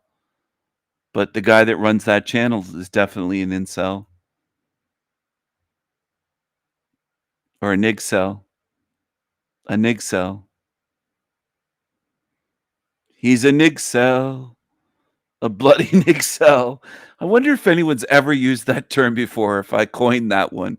Nig cell. He's a nig cell. A bloody nig cell. I've never heard anyone say nig cell before. So maybe I did coin that term. It's a hybrid. He's a nig cell. He's a nig cell. I just like the sound of that now. I really do, especially singing it. He's a nig cell. Probably gives. Yeah, I'm sure he does. I'm sure he does. They can probably tell he's desperate.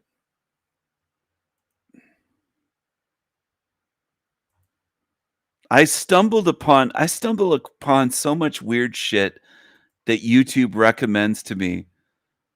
Just the weirdest things. Look at this. I don't know if this is a woman for sure. Or like this is strange to me. This is bizarre, but it's bizarre, it's weird, but it's kind of interesting in a weird way. She got way more views than what her channel. She has 55,000 subs and she went viral with 1.2 million views 10 months ago. So YouTube promotes her channel. 85,000 likes. I can't even get 500 likes on a video. 85,000 likes. This is the stuff YouTube will promote. Before you start hating me in the comment section below, just wait a bit. Hear me out, and after that we will dedicate time which you can express what you think about what I'm saying, or just how dumb I am by saying those things. You have the right to do both. Any of what I'm about to say is not from the point of view of a woman, nor a feminist or activist of human rights or female rights. I am off my lady horse today, and I'm coming from point of view of you. Clearly everything around you turned to be a porn. It's no longer just porn that is porn. Almost everything is porn these days. Females are making it more easy on you to get just what you crave for, not necessarily what you want. Don't you see that there is some sort of abuse about man instinct? Male primal instinct of this physical urge. That when you feel it, most likely you don't get to think at the very same time. Don't you think that when somebody is doing something out of an instinct, and people or industries are taking advantage of that, don't you think is an abuse?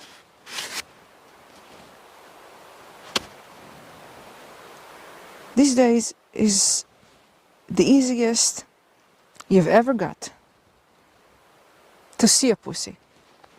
To get is another story. Yeah, it's going to be very dirty words here. Move on if it's bothering you. Now, for a virtual piece of meat, a virtual talk with another lady, a virtual exposure, a virtual sex talk, you are willing to trade your time, your intelligence, your ability to distinguish between what you want and what your body wants. Two different things. Don't you see how much you are dedicating to it? Don't you see how much you're out of control of it? It's not the masturbation. It's not the self-pleasing.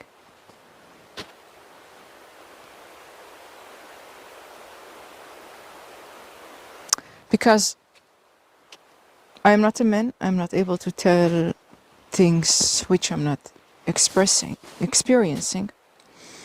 But in the very same breath, I can say it's easy to see when a man is watching porn.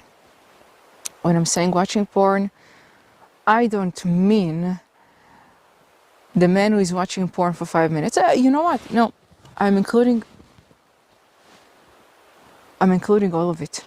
All kinds of men who are watching porn, because you are not watching porn for 2 minutes.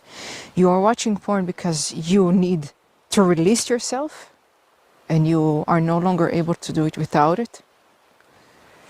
Or you just want to spend time.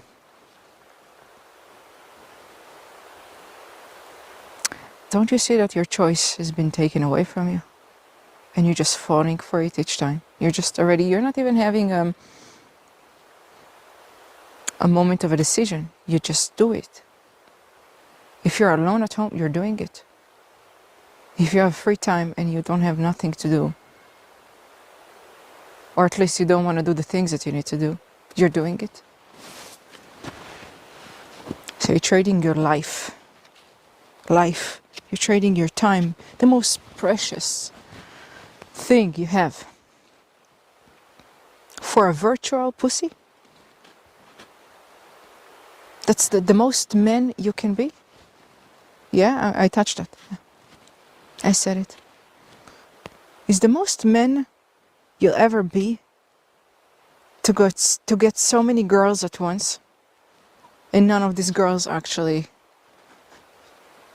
there for you, or not there with you. You just use your imagination, your fantasy, and the man that you wish to be. into the situation, and that's the furthest that you can get in life. To dedicate your life to watch things that are not, that will never be yours, that are stealing you away from you, stealing your life away from you, stealing your time, stealing your... Oh, she's talking about virtual pussy. Is that what she said? Virtual pussy. This feels like I'm in a Bond movie and I'm about to be buried alive by the villain. Oh, man. This person said, porn sucks, but not having a genuine relationship sucks even more. Yeah, that's what many young men want. 11,000 like that. But they can't have a real relationship. If it is free, you are the product.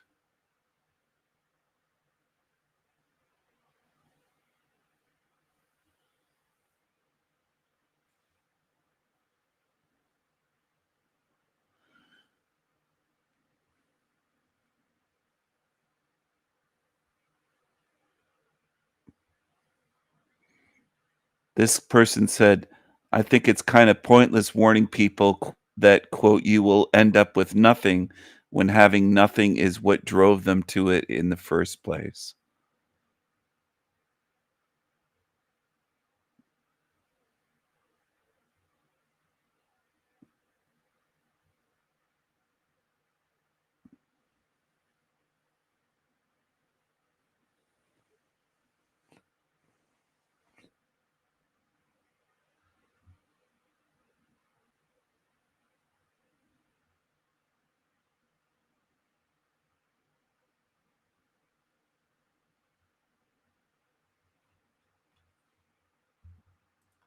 time that you can dedicate to become that man you fantasize about. You probably also give your money for it.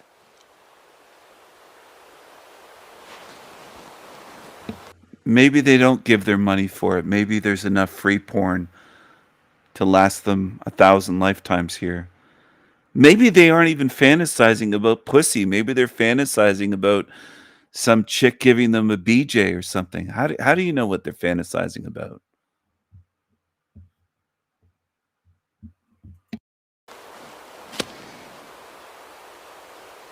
There are men that don't watch porn because there is enough porn outside.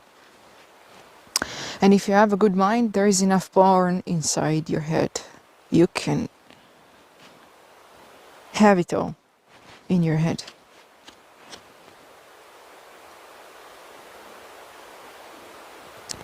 But it's never just watching one thing and that's it. You're watching one thing, 10 seconds, and then you skip to the other one, and then you scroll to the other one, you scroll to the other one. It's just never-ending story. I think she caught her man watching porn, doing that. That's what I think. Fascinating, though, that she'd make this video and that so many people watched it. From the Alps. Canny Ram. And that's the only time you feel a man. That's the only time you feel a man. Which is not really a man. I'm not here to tell you how man you should be or what kind of man you should be. I'm just here to ask you. Well, you're saying they're not a man. You're putting them down. And for a lot of them, porn is all they have. Not just do they not have a girlfriend, they don't have any life whatsoever in this realm. Some of them were born just so ugly, well below average where no woman wants them. That's part of it. Are you even wanting this? Are you even wanting to dedicate all your life for this? Are you wanting, because sooner or later you're going to lose that ability. Okay, you can take pills, but you're going to lose that ability. Wow, she's really thinking about guys jerking off, isn't she? This is, I don't even know if I can watch this to the end. It's just getting really weird. Really weird. I bet she watches porn of guys masturbating. I wouldn't be surprised. And then what you gonna do after that? What you gonna do after you're not able to release yourself anymore? It is no longer hard. What you gonna do? Then you'll find yourself broken as fuck.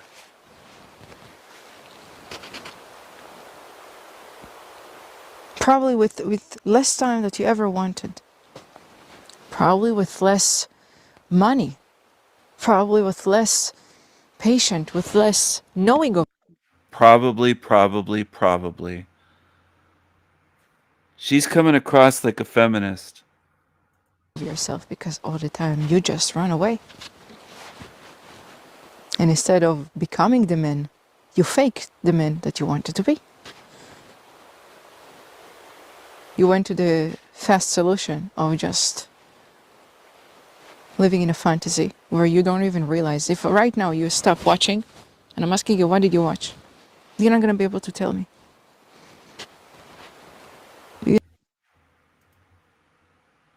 Ugh. Enough of that. Just too weird. Something about her was creepy to me.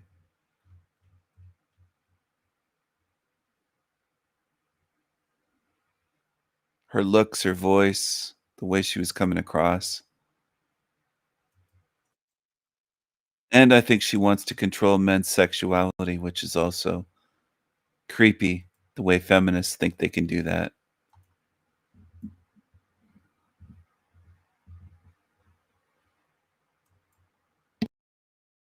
I see this picture and I think, wow, this woman is pretty, but her appearance has been artificially enhanced. This is what she looks like in her natural state. It's pretty different, hey? Almost doesn't seem like it's the same girl. Here is another pretty girl, and here is what she looked like before her transformation. And one more. This is a girl who I think is here really pretty. She has a lot of features that are, very much my type. And here is what she looks like.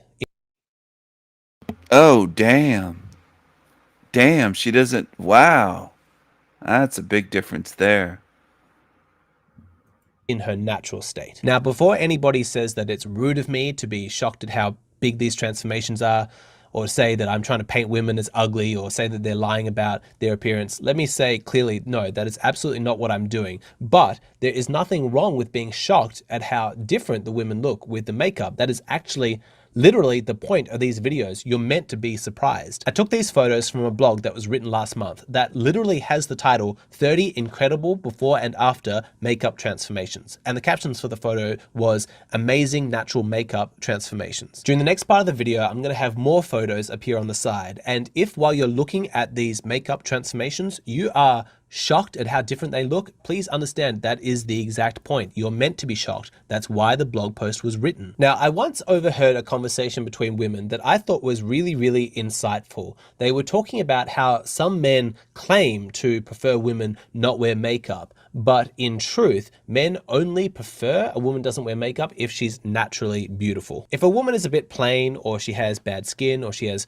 wrinkles or whatever, and she definitely looks better with makeup, then most men would prefer that she doll herself up, despite what they might say. So as these pictures go on, ask yourself the question, which of these two girls would you rather be seen in public with? The girl with the makeup or the girl without the makeup? Maybe for you, it depends on the specific girl, and that's okay. For me, personally, for most girls, I would prefer the natural look and they not wear any makeup. And at the end of the video, I'm going to show you a bunch of pictures that, from my perspective, I think the girls look better before they applied the makeup. So stick around for that. Now, when it comes to makeup, we hear endlessly about how unrealistic beauty expectations victimize women. Teenage girls look in magazines, they look on Instagram, they look at women who have all of this professional makeup, probably, special lighting, Photoshop, filters on, whatever, and they get depressed because there's no way that they can live up to these standards of beauty. This is what Naomi Wolf wrote about in her classic book, The Beauty Myth, and I recommend that all young women read that book. And in that sense, I'm actually a strong feminist because I do think that the unrealistic beauty standards are... Calling yourself a strong feminist is just not a good move. It really isn't. Hopefully he isn't doing that anymore, but he did that 4 years ago. No man should ever call himself a feminist. Ridiculous. I think they're incredibly damaging to young women. The social pressure that women face with regards to their own beauty is absolutely absurd, no doubt about it.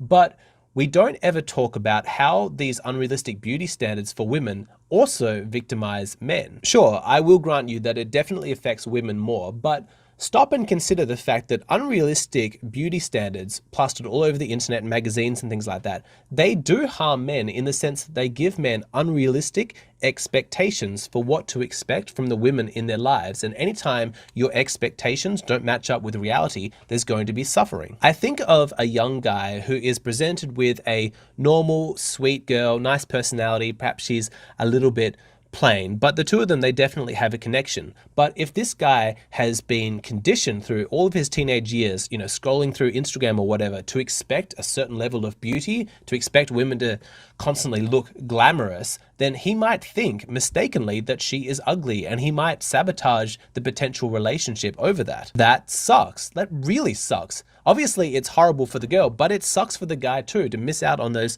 opportunities. And in this Instagram world, I feel like that's going to be happening more and more. The problem only seems to be getting worse because young girls feel this pressure to live up to the images of beauty on their screen. They feel the need to be perfect. And so it pressures them to buy lots of makeup, to spend money on like even cosmetic surgeries at a really young age. And so our expectations for beauty just keep getting higher and higher and higher, and women are running to try and catch up. All of this becomes the new normal of beauty that men expect. They think that the women that they're dating, that they see on the street, should look like Instagram models, and that can absolutely harm their dating life. That can cause problems in their relationships. If you're struggling with unrealistic standards with regards to beauty, please reach out to me on Hey Hero. Tell me your story and I'll send you a personalized video in response. Let's just stop with the pictures for a little bit. Let's just talk. Like I said, at the end of the video, I'm going to show you some images of women that I think look better in a natural state without makeup. I think you're going to be surprised. But let's first talk about what reaction you had to seeing these images of women wearing makeup and then not wearing makeup, because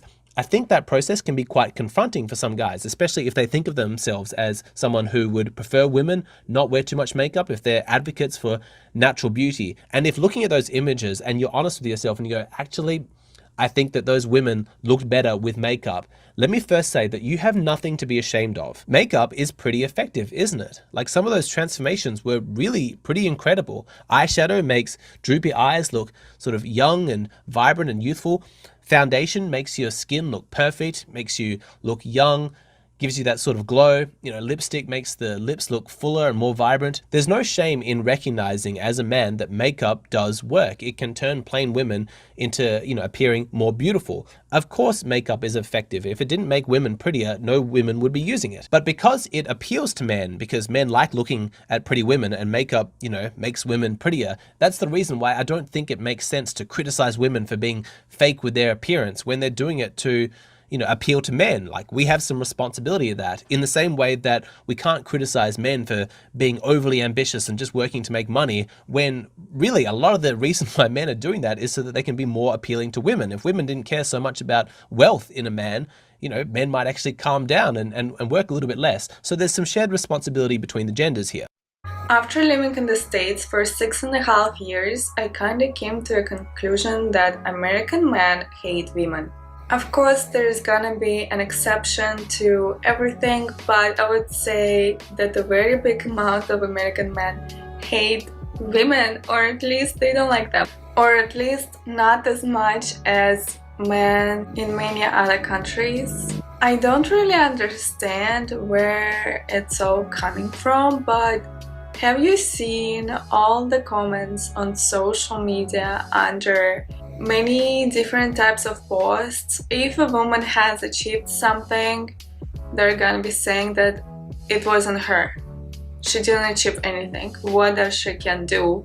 It was probably for her rich parents, for her some rich boyfriend, or for some other magical reason, but it wasn't her. If you watch some videos on if American men are willing to provide for their women, you will also see that they're not willing to provide for anything, and on top of that they probably expect you to be providing for them. No manners. They're not gonna be opening your doors. They're not gonna be giving you flowers. No random gifts. And I can just keep on going. What's going on?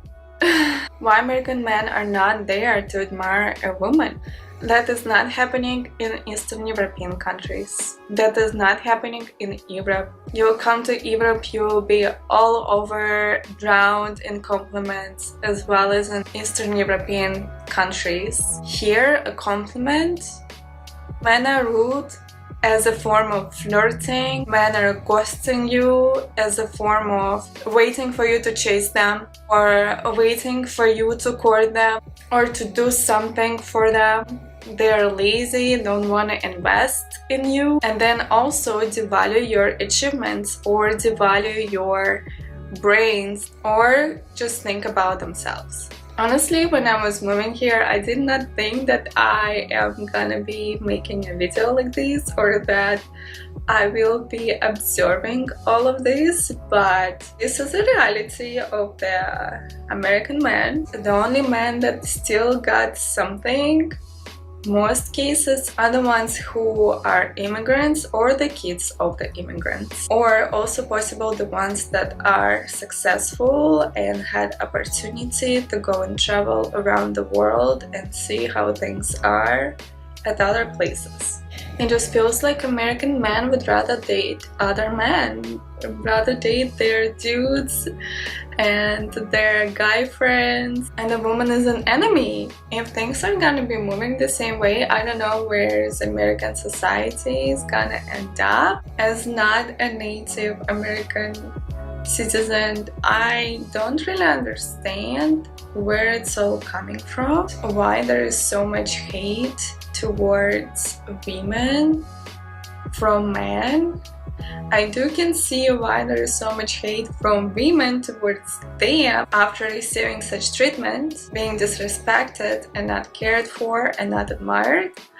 But where does the men's side is coming from, I don't really understand, because many American girls I met were very nice. The only reason I can think of is that after divorce, women take most of men's money here. That's why they don't like women, or because women are a bit more materialistic here, even though they're not really receiving anything in the first place. So I don't know, it's kind of very weird, and I would love to hear your point of view on this, because this is like everywhere. It's scary to go on social media and read people's comments, because I'd be just sitting there sometimes and be like, oh my gosh, I'm just never dating ever again over here. Like, I'm not even gonna try, because what they're, you know, like, men be cheating on their pregnant girlfriends, pregnant wives, pregnant women,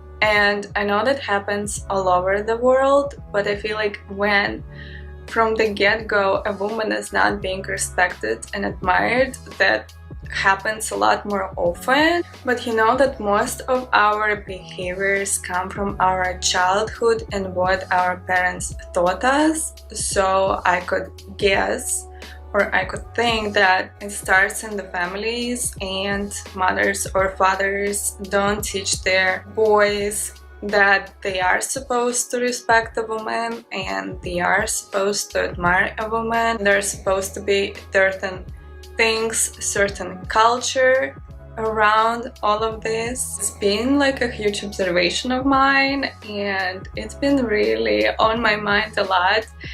And I would love to hear what you would say about this and what you think about this situation.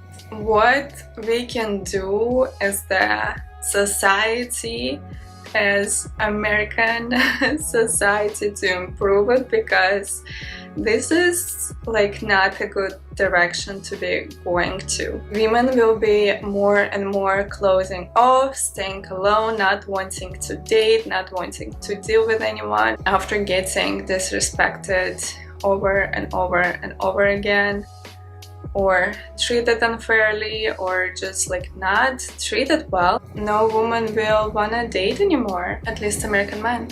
Meanwhile, women are literally your mothers, the reason why you're here, and this is such a gift to be able to create a new life, and I think that should be so respected and admired.